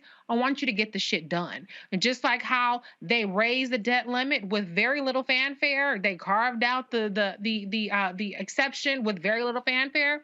Keep that energy and pass some dang voting rights. And I mean, they flip-flopped in the past 24 hours. My head is on a swivel from, oh, we're going to prioritize voting rights over Build Back Better because this has to be done before the end of the year, to, like I said, within 24 hours now saying, well, we'll get it done before the next election. The next election is here, Majority Leader. You already said they're passing bills right now to restrict the vote. In Georgia, one is already passed, for instance. Right. And we are losing the House before one freaking vote is cast because of gerrymandered maps. And so the time for action is long past. figure out a way to twist some arms, crack some skulls, bribe some people, whatever Mitch McConnell does to keep his people in line. Chuck Schumer, you got to figure out how to harness that energy and get your people in line, because this is a must pass, not a nice to have, but a must pass. Before I go to Greg, this is Pastor Raphael Warnock, U.S. Senator from Georgia, speaking on the floor of the U.S. Senate a couple of days ago, talking about bipartisanship. Listen to what he had to say. What about bipartisanship? Isn't that important? I say, of course it is. But here's the thing we must remember. Slavery was bipartisan. Jim Crow segregation was bipartisan. The refusal of women's suffrage was bipartisan. The denial of the basic dignity of members of the LGBTQ community has long been bipartisan. The 3/5 compromise was the creation of a putative national unity at the expense of black people's basic humanity. So when colleagues in this chamber talk to me about bipartisanship, which I believe in, I just have to ask, at whose expense? Who is being asked to foot the bill for this bipartisanship?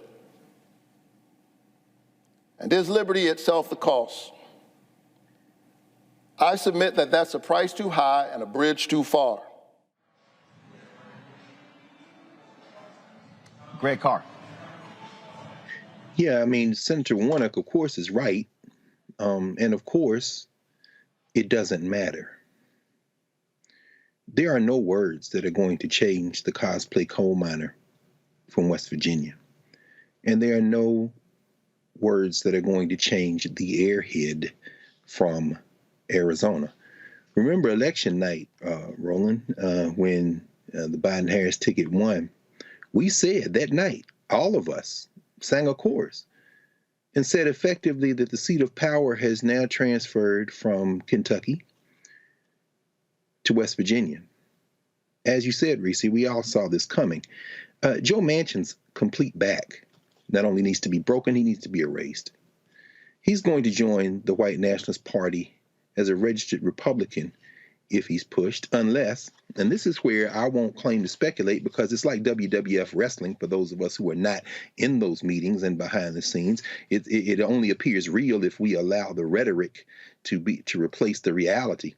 I think that whatever Chuck Schumer is or isn't doing, I don't know that he has the capacity to move wholly owned subsidiaries of finance capital like Joe Manchin, who today was successful in stripping out any bans on offshore drilling on the Atlantic and Pacific coast from legislation.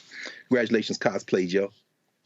Congratulations to you and your wife and your children who, blind trust notwithstanding, are reaping millions from the poor in West Virginia. And shout out to Reverend Barber, who has been on that ass like stink on shit. This finally, I think, has a lot of moving parts that we might not at first blush combine. But when Gavin Newsom says, Greg Abbott, you shovel-mouth bastard. So this is what you're going to do with terminating pregnancies, and the Supreme Court's going to allow you to do it? No problem. I'm going to get the guns off the street in California by weaponizing the entire citizenry of the state of California using the same language you used in that abortion bill. And let's see if the Supreme Court backs that up. Now, what does that have to do with Joe Manchin and Kristen Sinema? It has this to do. See, what the white nationalists are doing is playing for all the marbles. You've been saying this all along. This is going to determine whatever is going to happen in this experiment called United States of America for the next generation or two. And when Raphael Warnock stands there and says slavery, what he doesn't say is the United States was still expanding and they damn near fractured. When he says Jim Crow, what he doesn't say is that after World War II, the United States couldn't afford to go onto the world stage with all these non-white people taking their independence and keep oppressing us in the same way. What he doesn't say is that this battle may not be won in Washington, D.C. by appealing to people's common sense and morals, because they have none. This battle might be won in the state capitals that are controlled by Democrats like Gavin Newsom, that will say, you know what, if you don't like federalism in Texas, we don't like it in California, and we can start doing business with the Pacific Coast on our own. And if Joe Manchin, you want to block that, we're going to break your back and start doing business. Maybe we'll do some offshore drilling that isn't under federal control. Joe Manchin's back is going to be broken perhaps by a combination of state house action from the provinces and continuing ramping up organizing pressure in the federal capital. This is beginning more and more to look like the Hunger Games, y'all. And there's a lot of moving parts, and I really don't know where this ends, but I know that it's gonna. You can't talk to these people like they have common sense. As Malcolm X says, you're speaking a language they do not understand. All right, folks, we're going to continue to focus on this issue, monitor what happens, and again, make it clear that this is one of the most fundamental issues affecting this country. Democracy is certainly at stake, and we must be vigilant in making demands of this White House and of this Congress to do what is necessary in order to pass voting legislation. Going to a break. We'll be back from the College Football Hall of Fame here at the 2021 Cricket Wireless Celebration Bowl between Jackson State and South Carolina State here in Atlanta. Back in a moment. Betty is saving big holiday shopping at Amazon. So now, she's free to become Bear Hug Betty. Settle in, kids. You'll be there a while. Ooh, where you going?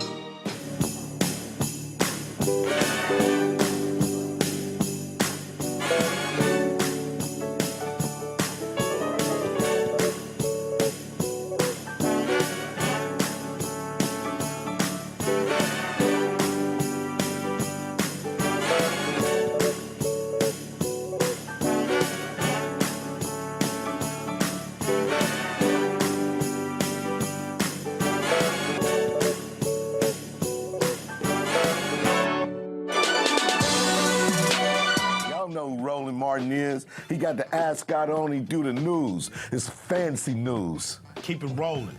Right here. Rolling. Roland Martin. Right now. You are watching Roland Martin, unfiltered. I mean, could it be any other way? Really? It's Roland Martin.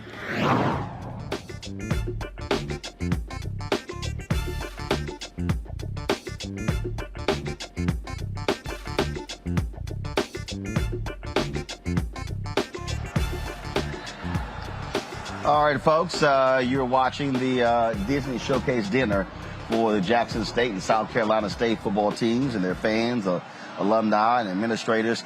The 2021 Cricket Wireless Celebration Bowl. That is Coach Deion Sanders, head coach at Jackson State, who's there. And so we, of course, are here all week partnering with Coca-Cola to share with you what's been going on here. We were at the World of Coca-Cola last night. For the opening event, and so we were with them. And then, of course, tomorrow it's a full day of events. We've got both teams visiting the Children's Hospital of Atlanta. We've got the both coaches having their news conferences taking place. The commissioner of the MEAC conference is going to have a toast and roast as well. Then they got the SWAC Hall of Fame dinner tomorrow night. We're going to be live streaming all of those events, giving you full coverage of what's happening here in Atlanta, talking with these individuals. We talked with the South Carolina State coach, Buddy, last night. Hopefully, we will have an interview with Deion Sanders tomorrow, talk with the South Carolina State president as well. And the reason this is important, and let me say this, is because last night, Greg and Reese, it was pretty cool to sit there and have all those young brothers who wanted to hop on the microphone, who wanted to talk, who wanted to talk about their teams. They were all quite excited to do so, and that's important. And the reality is, Black-owned media needs to be at places like this, telling our stories. And that's why these things matter. And so, I get a kick out of these people who love to be holier than thou, think they are the most conscious folks in the world, and who love running their mouths, talking about who's doing what, who's not doing what. And this is what I've always said, Reese and Greg. If you spending your time complaining about what I'm doing, that means you ain't focused on what in the hell you should be doing. And when we were able to amplify these stories, when we were able to talk to these HBCU presidents, talk to these athletic directors, talk to these coaches, talk to the alumni, all of that is important because I go back to the nation's first black newspaper, Freedom's Journal, March 16, 1827. We wish to plead our own cause. Too long have others spoken for us. That right there is what we always have to do. And so really, whether it's sports, whether it's politics, if we're sitting around waiting on somebody else to tell our story, we're going to have fools like Doug Gottlieb and others who are sitting here diminishing our black institutions and not lifting them up. Yeah, and nobody curates our story better than we do. And especially when we actually control it, because there's curation and then there's control. And unfortunately, there's in other institutions, I won't say, you know, whatever, the mainstream stuff, there is still a box that they have to kind of, you know, play within the lines. And Roland Martin Unfiltered is a prime example of how when you own your own shit, you get to call the shots, you get to call the rules, and you get to curate the content for the audience. And Black-owned media truly is at the forefront of really bringing the stories that matter to our communities. Anybody can get the same stories over and over again about what the executives, mostly male, mostly white, think are important, but you don't get the perspectives from a variety of Black people. We're not all monolithic. We all have very different perspectives on things and different skill sets and different qualifications and life experiences that we bring to the Roland Martin Unfiltered Show and to the Black Star Network. So I think it's so important that we have this platform because we're lit. Like, Black folks are really lit. And I don't give a damn what kind of backlash. You can call it woke-lash. You can talk about anti-CRT or whatever the hell else these Republicans are out here winning the messaging war on. Over here around these parts in our community and our side, we're still lit over here. And we're not getting tired of hearing about our stories. And we're going to continue to tell them Black and unapologetic. Absolutely. And that's the thing, Greg, when it comes to, again, controlling the narrative and not actually caring what other folks are doing. I had someone who asked me, they said, hey, I was checking your show out. Did you see what so-and-so was reporting? No. They're like, really? I said, I don't watch other networks. I told them, I said, I don't. And in fact, I remember when I had Washington Watch on TV One, my producer, Jay, would say, hey, this was what was on ABC, Face the Nation, and Meet the Press. I said, I don't care. I said, I will, whatever they do will never dictate what the hell I do. And I've always, you know, had that view. And I think that the thing that, and also what just trips me out, Greg, you know, all these folks who love my mouth, running their mouth, they don't go nowhere. They sit behind a desk, ain't never on the ground, always trying to call themselves grassroots, but they never seem to be actually talking to people out in the streets. And the reality is, you know, we're going to be out here Friday. We're going to be in the fan zone Saturday. All those fans are going to be coming through from South Carolina, from Jackson and Atlanta. And we're going to be talking to them. We're going to be seeing them. We're going to be sharing their stories. And that, to me, is what you have to do. We can't. The reason I have been putting a level of pressure on these companies to support Black-owned media, because here's the deal.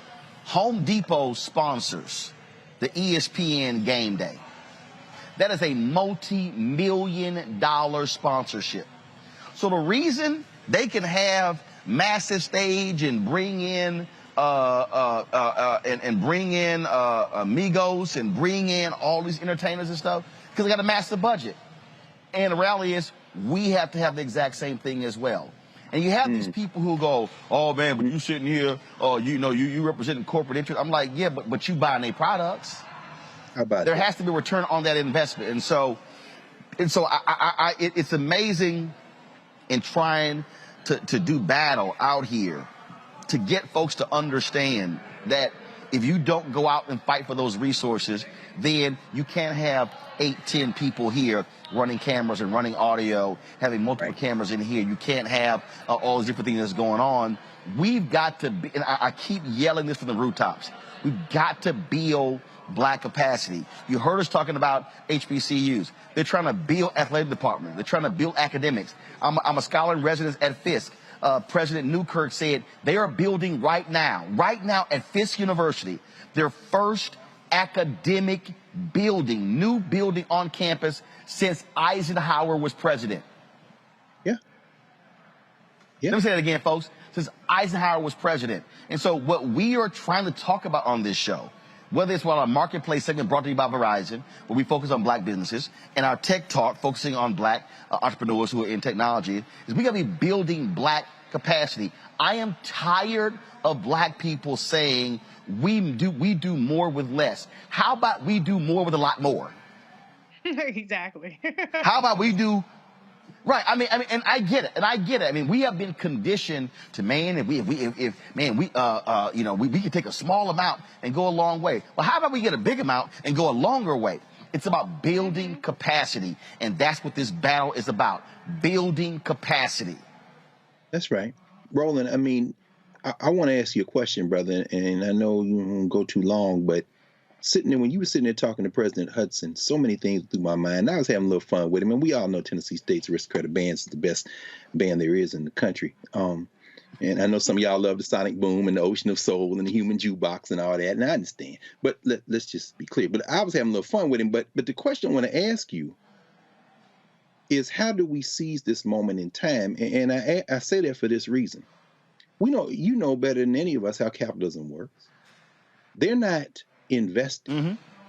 They are exploiting. Coke sends planes because this is the hot thing. I remember when they started the Celebration Bowl, when A&T would go down there representing the MEAC. And, going to Atlanta was a thing. You could buy a ticket the day of. I mean, it wasn't a big deal. Selling out is a huge deal. I mean, I remember going to Tennessee State. We would play Florida A&M in the Georgia Dome. That was a big thing. What you are exposing people too, as Reese said, there are a lot of people who watch Roland Martin Unfiltered and watch Black Star Network who don't know anything about black institutions. What you're exposing them to was already there. So this isn't new, but the question I want to ask you has more to do with how we exploit this moment, because Gottlieb is scared. They have always feared a slave rebellion. Yeah. And so whether or not this becomes a full-out rebellion, and this is why I want to ask you, bro, because Fisk doesn't have much money. Like Morris Brown was on the brink of extinction. These are private HBCUs. When President Hudson said they are inviting folks who go to Morris Brown to graduate to come to graduate school with Jackson State, that's a strategy. Fred Humphreys, who just passed away, when he was the president at Florida A&M and at Tennessee State, he would go around the country and kept scholarships in his pocket and gave them out. Pat Swagger did the same thing at Howard. To hear him say he admitted 30 students at Charles Drew Middle School down there in Atlanta over this past couple of days, my question is, Roland, relative to Gottlieb, because you see their strategy. Immediately now, their white nationalist propaganda comes in and says, well, Deion Sanders doing well, so how long before he interviews for a real job? And then, okay, you got one of them too. How do we change the rules? Roland, how do we take this moment with the exposure of a Sanders and so that if he leaves next year and takes that kid with him, this momentum continues? Right. I mean, how do we do that? Okay, so let me explain it this way. And I think when you talk about the commitment to excellence, you have to understand how they're going to try to say no. So we have been in numerous conversations with sponsors, with advertisers, with ad agencies. And they were looking for ways to say no. Well, we knew what they were doing. I go back to when I worked in daily newspaper. I said, I'm going to work on all of my weaknesses. So if you don't give me an opportunity, it's only one reason left. That's it. And so it's a commitment to excellence. And so we were sitting here, and one of my buddies from Coca-Cola walked up to me, he said, man, this is just what he just said. He said, your professional setup is amazing. So let me say that. So give me the shot. Fine, give me this camera right here in the pan. This is the whole point here. You have to have a commitment to excellence. Not black excellence. Excellence. Right. Let me repeat that. Not black excellence. excellence. How we shoot, what our lights look like, what our setup looks like, all those different things. So the resources, see, and I'm really people listening to what I'm saying here. The resources that we receive allow for us to then be able to expand and build capacity. So I'll give you a perfect example. So as we're sitting here right now, this camera that's showing on me right now is a Canon C300. It's one here, here, here, and this mobile camera right now. There are 5 of them. I need everybody to listen to what I'm saying. The body of this camera alone is $9,000.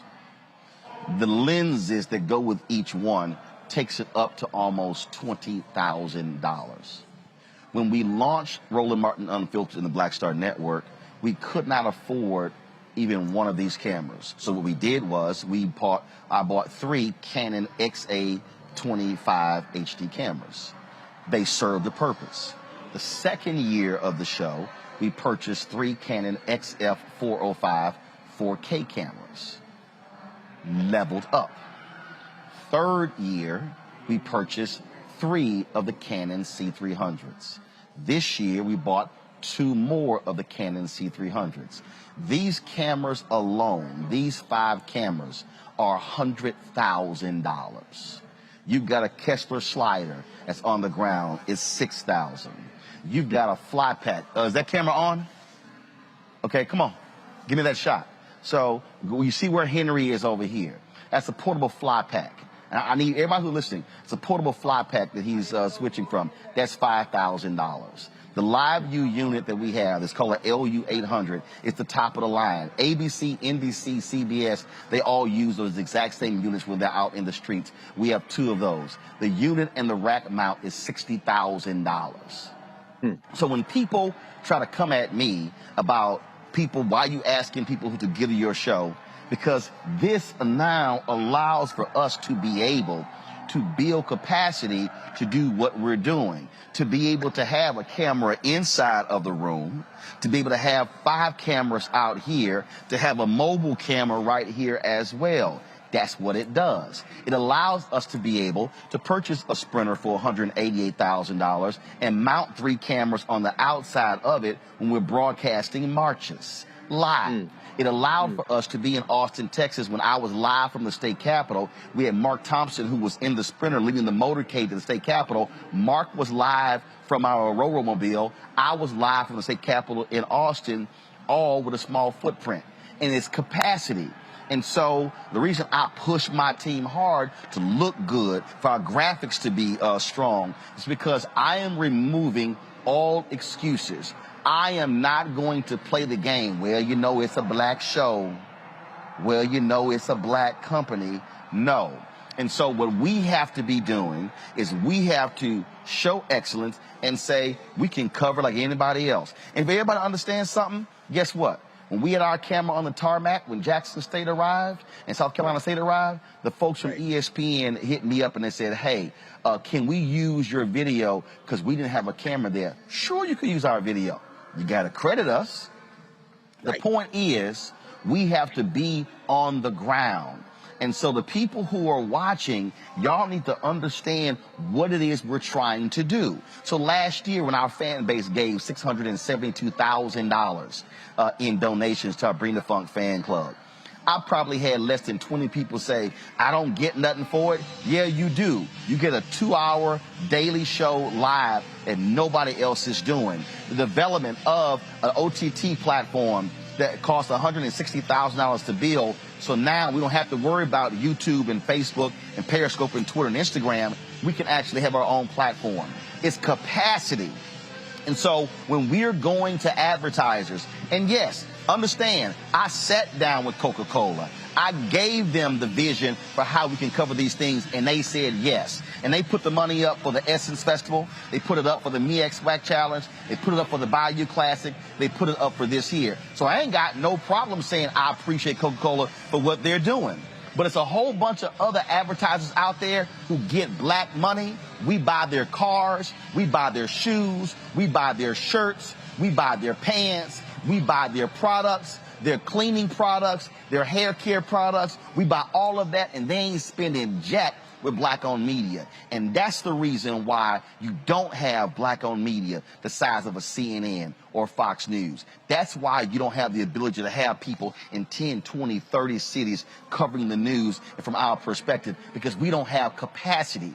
This is about building capacity, about us being able to control our story. The exact same thing Frederick Douglass did with the North Star, the exact same thing Ida B. Wells Barnett did, the exact same thing Robert Abbott did with the Chicago Defender, the exact same thing A.I. Scott did with the Atlanta Daily World, the exact same thing John H. Johnson did with Ebony and Jet. It's build capacity. And so that's what this is about. And so when y'all hear me calling people out, then guess what? There's a reason we're doing it. Okay? When you see we're going to be airing the McDonald's gospel concert on Sunday, guess what? That's paid for. We went down to Houston, did 11 interviews with different entertainers. We purchased a lot of McDonald's food. McDonald's should be spending more money with black-owned media. And we want that money. What did Frank Lucas say in American Gangster? I'm going to get that money. It's the same thing. We as African Americans, we have got to stop with a broke mentality. We've got to stop operating, well, just go ahead and give me a little bit. No, if you're giving them 10 million, I want 10 million. If you're giving them 5 million, I want 5 million. Because that's how all of a sudden we can employ 20, 30, 50, 100, 200 people, graphic artists, writers, editors, and all the different things. That's how companies are built, folks. I've been in media since I was 14 years old. I've studied media. I studied how the New York Times was built. I studied how the LA Times was built, how the Louisville Courier Journal was built, how these media institutions were built. And the reality is, black people are sitting here rebuilding and starting stuff over and over, and stuff is dying. Here's the reality. I want to be able to build this up and then do what Robert Abbott did, pass on to the next generation. That way you continue.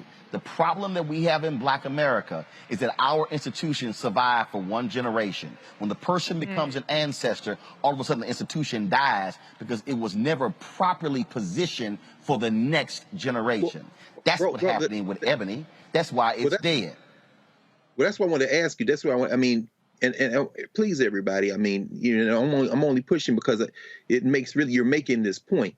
What you've been covering since you started Roland Martin Unfiltered are things that already exist in our community. Again, I think about a Jackson State or a South Carolina State, or yes, athletics has gotten this spark in a moment with the Deion Sanders and Hugh Jackson just going to Grambling.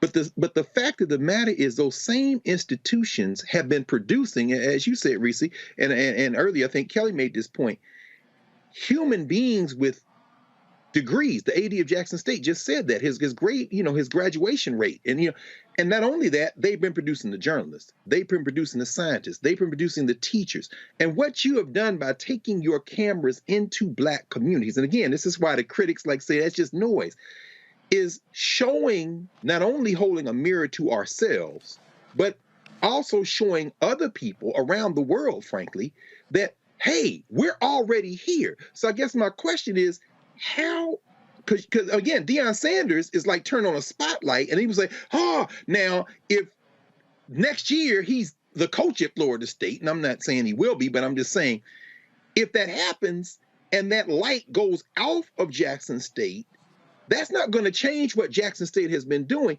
Roland, how important is it to have a Black Star Network in terms of a visibility of scale to expose these institutions? I'm asking because what you've been covering, most people, I didn't even know that existed. That room right there, you in Atlanta, that room happens every time. In Memphis at the John Merritt Classic, it happens at Tuskegee. I mean, but you're showing it now. How important is having that platform of scale? So, I mean, there you go. Well, because again, you're not asking anybody else for permission. And you're not saying, hey, can you give it 20 seconds? No, we can give it 5, 10, 20, 30, 40, 50 minutes, an hour.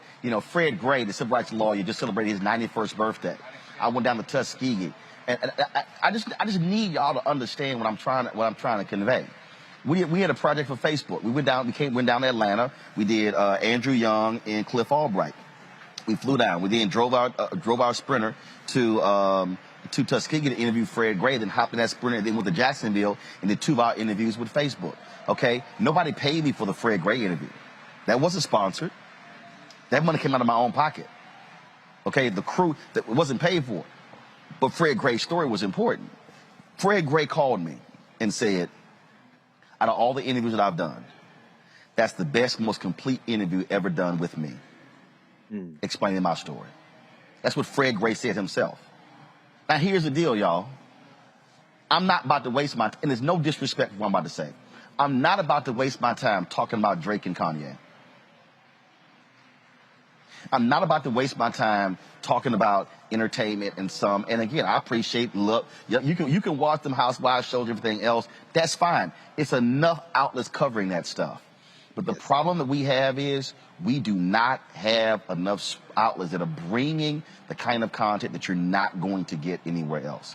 And so what people have to understand, it costs resources, but more importantly, it's the ability to be able to control and own the narrative. And the other thing is that I'm going to say this here, and some of y'all might say, man, you arrogant as hell. I just want y'all to understand. You're absolutely right. When we walk on the scene here, I'm arrogant as hell. I'm cocky as hell. Because here's what's going to happen. What you're not going to do, you're not going to talk to ESPN and ABC and NBC and CBS and not talk to us. Come on. We're going to walk into the room with our cameras and we're going to say, we here too. That's right. Oh, I just need everybody, I just need all y'all to understand. There have been times when we walked into places where folks said, who are you? And it was like, this is who I am. And I've actually told my team, you let them know who you're with.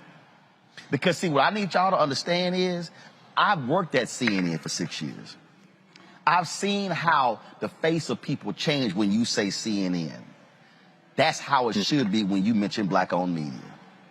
When you say Black Star Network, somebody should say, y'all come right along in here. But see, here's the problem, and I'm going to go ahead and say it. A whole bunch of y'all black folks who out there hating, oh man, he arrogant and cocky. You goddamn right I am.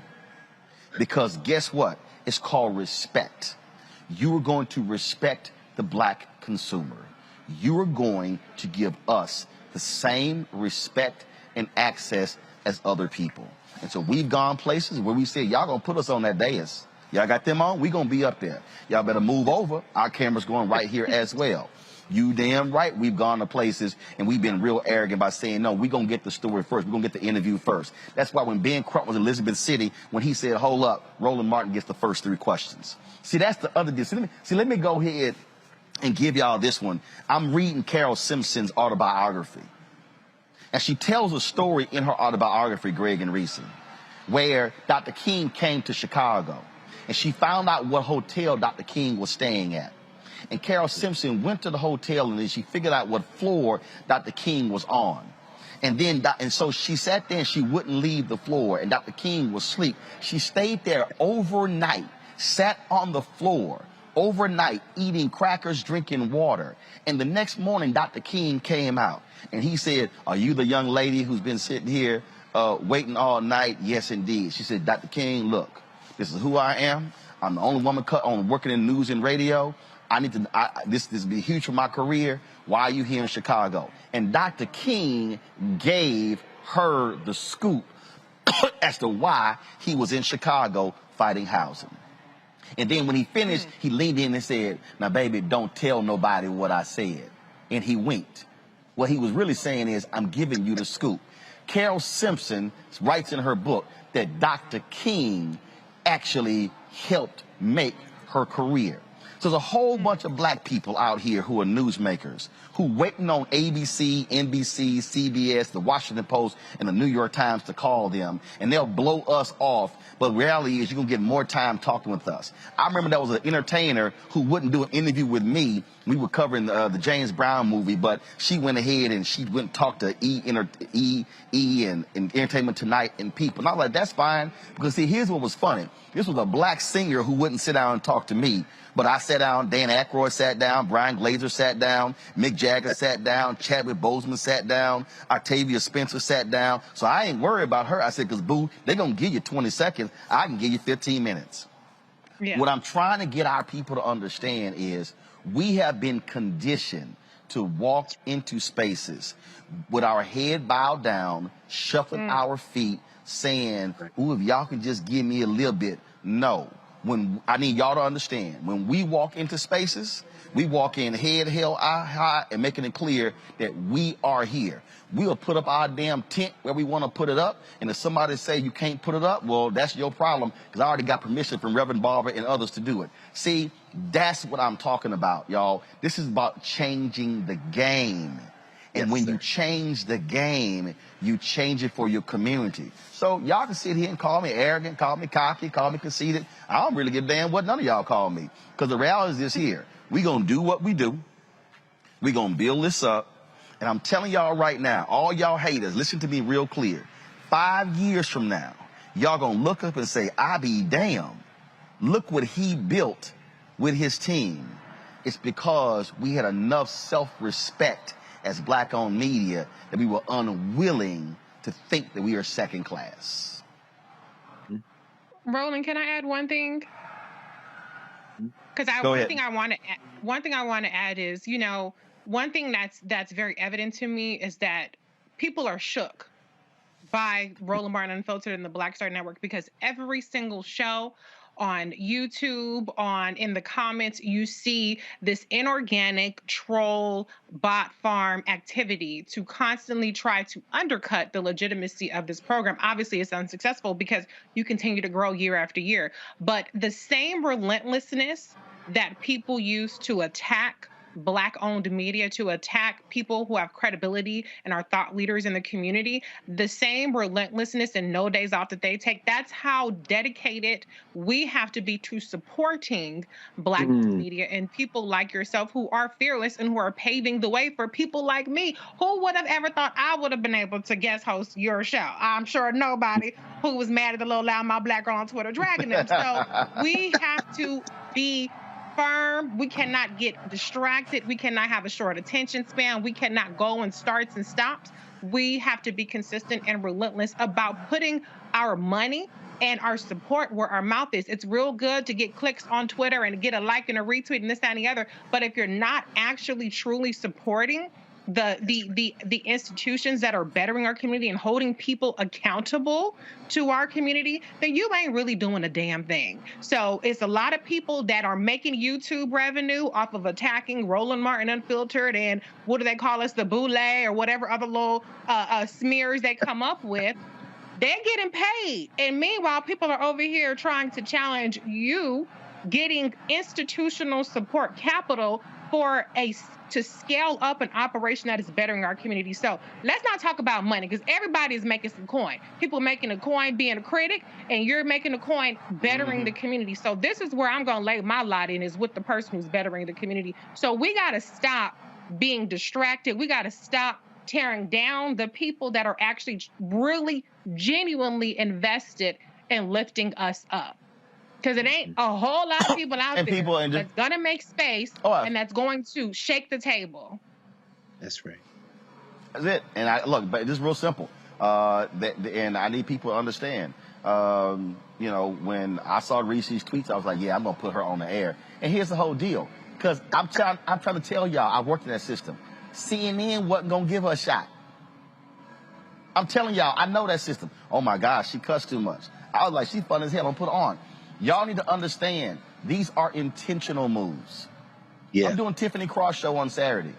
Tiffany Cross, her first on air was on my TV One show. She said it. Okay, so before she had an MSNBC show. Y'all, this stuff is intentional. And so when these haters out here, and I say this here, people who are doing videos about me, if you spending your time doing videos about me because you're trying to get clickbait, that means because you ain't got nothing to talk about. I don't talk about y'all. I don't. All them haters, I don't watch them. I don't talk about them. I don't tweet about them. God bless them. Go on, do what y'all do. I don't really care. You know, and people have to understand, you know, in terms of what we're doing. I had one woman, she was like, well, you know, Roland's arrogant because, you know, he don't be starting the show on time. Y'all, it's digital. We can start the show when the hell we want to start it. We ain't got to start at 6. In at 8. Or in at 8. You 17 minutes back. I mean, your show. Right. I mean, I just need people to understand in terms of what is going on here. And so this is what we're trying to build. We're trying to actually build something, a lasting institution. And we don't have to ask somebody, can I? That's what I need y'all to understand. And here's the deal, my last comment. 2021, we surpassed the amount of revenue we generated on YouTube in 2020. And see, and I love all these haters who say, man, anybody watching ain't watching your show. Well, please explain to me how then our numbers were up. Views were down, but the CMs were up. So y'all can holler all y'all want to. We putting in the work. We doing the work. So y'all can keep talking. We're going to keep building. Tomorrow's going to be exciting. First, our camera's going to be there for the teams visiting the Children's Hospital of Atlanta. We're going to be live when the head coach of the South Carolina State has his news conference at 12 o'clock. We'll be live at 2 p.m. when DeSantis has his news conference at Mercedes-Benz Stadium. We'll be live from the SWAC Hall of Fame as well. And so we'll be live for the roast and toast of Commissioner Thomas of the MEAC as well. No, and let me be real clear. There is no other black-owned media outlet that is giving you gavel-to-gavel, wall-to-wall coverage of the 2021 Cricket Wireless Celebration Bowl. The only bowl game in America for HBCUs. The first bowl game of the season. We're the only ones who are here. So those of you who talk about y'all grassroots, where you at? Because we here. Folks, that's it. Greg, I appreciate it. Reese, I appreciate it. Kelly, I appreciate it as well. Kelly leave us earlier. Folks, I'm going to see you guys tomorrow. I had a cold hit me like a ton of bricks yesterday, so I'm going to get some rest. But we appreciate all of you watching. Please retweet, share videos from the show. Again, what we are doing, folks, ain't nobody else doing. They talking about it. We're being about it. So support us by downloading our Black Star Network app. Again, Apple phone, Android phone, Apple TV, Android TV, Roku, Amazon Fire, Xbox, and Samsung Smart TV. And of course, join our Bring the Funk fan club. Cash App, $RM Unfiltered. Venmo is RM Unfiltered. PayPal is R Martin Unfiltered. Zelle is Roland@RolandSMartin.com. Roland@RolandMartinUnfiltered.com. And again, let me thank Coca-Cola for being our partner this week with us, broadcasting from Atlanta for the 2021 Celebration Bowl. Lots more to come. Folks, y'all take care.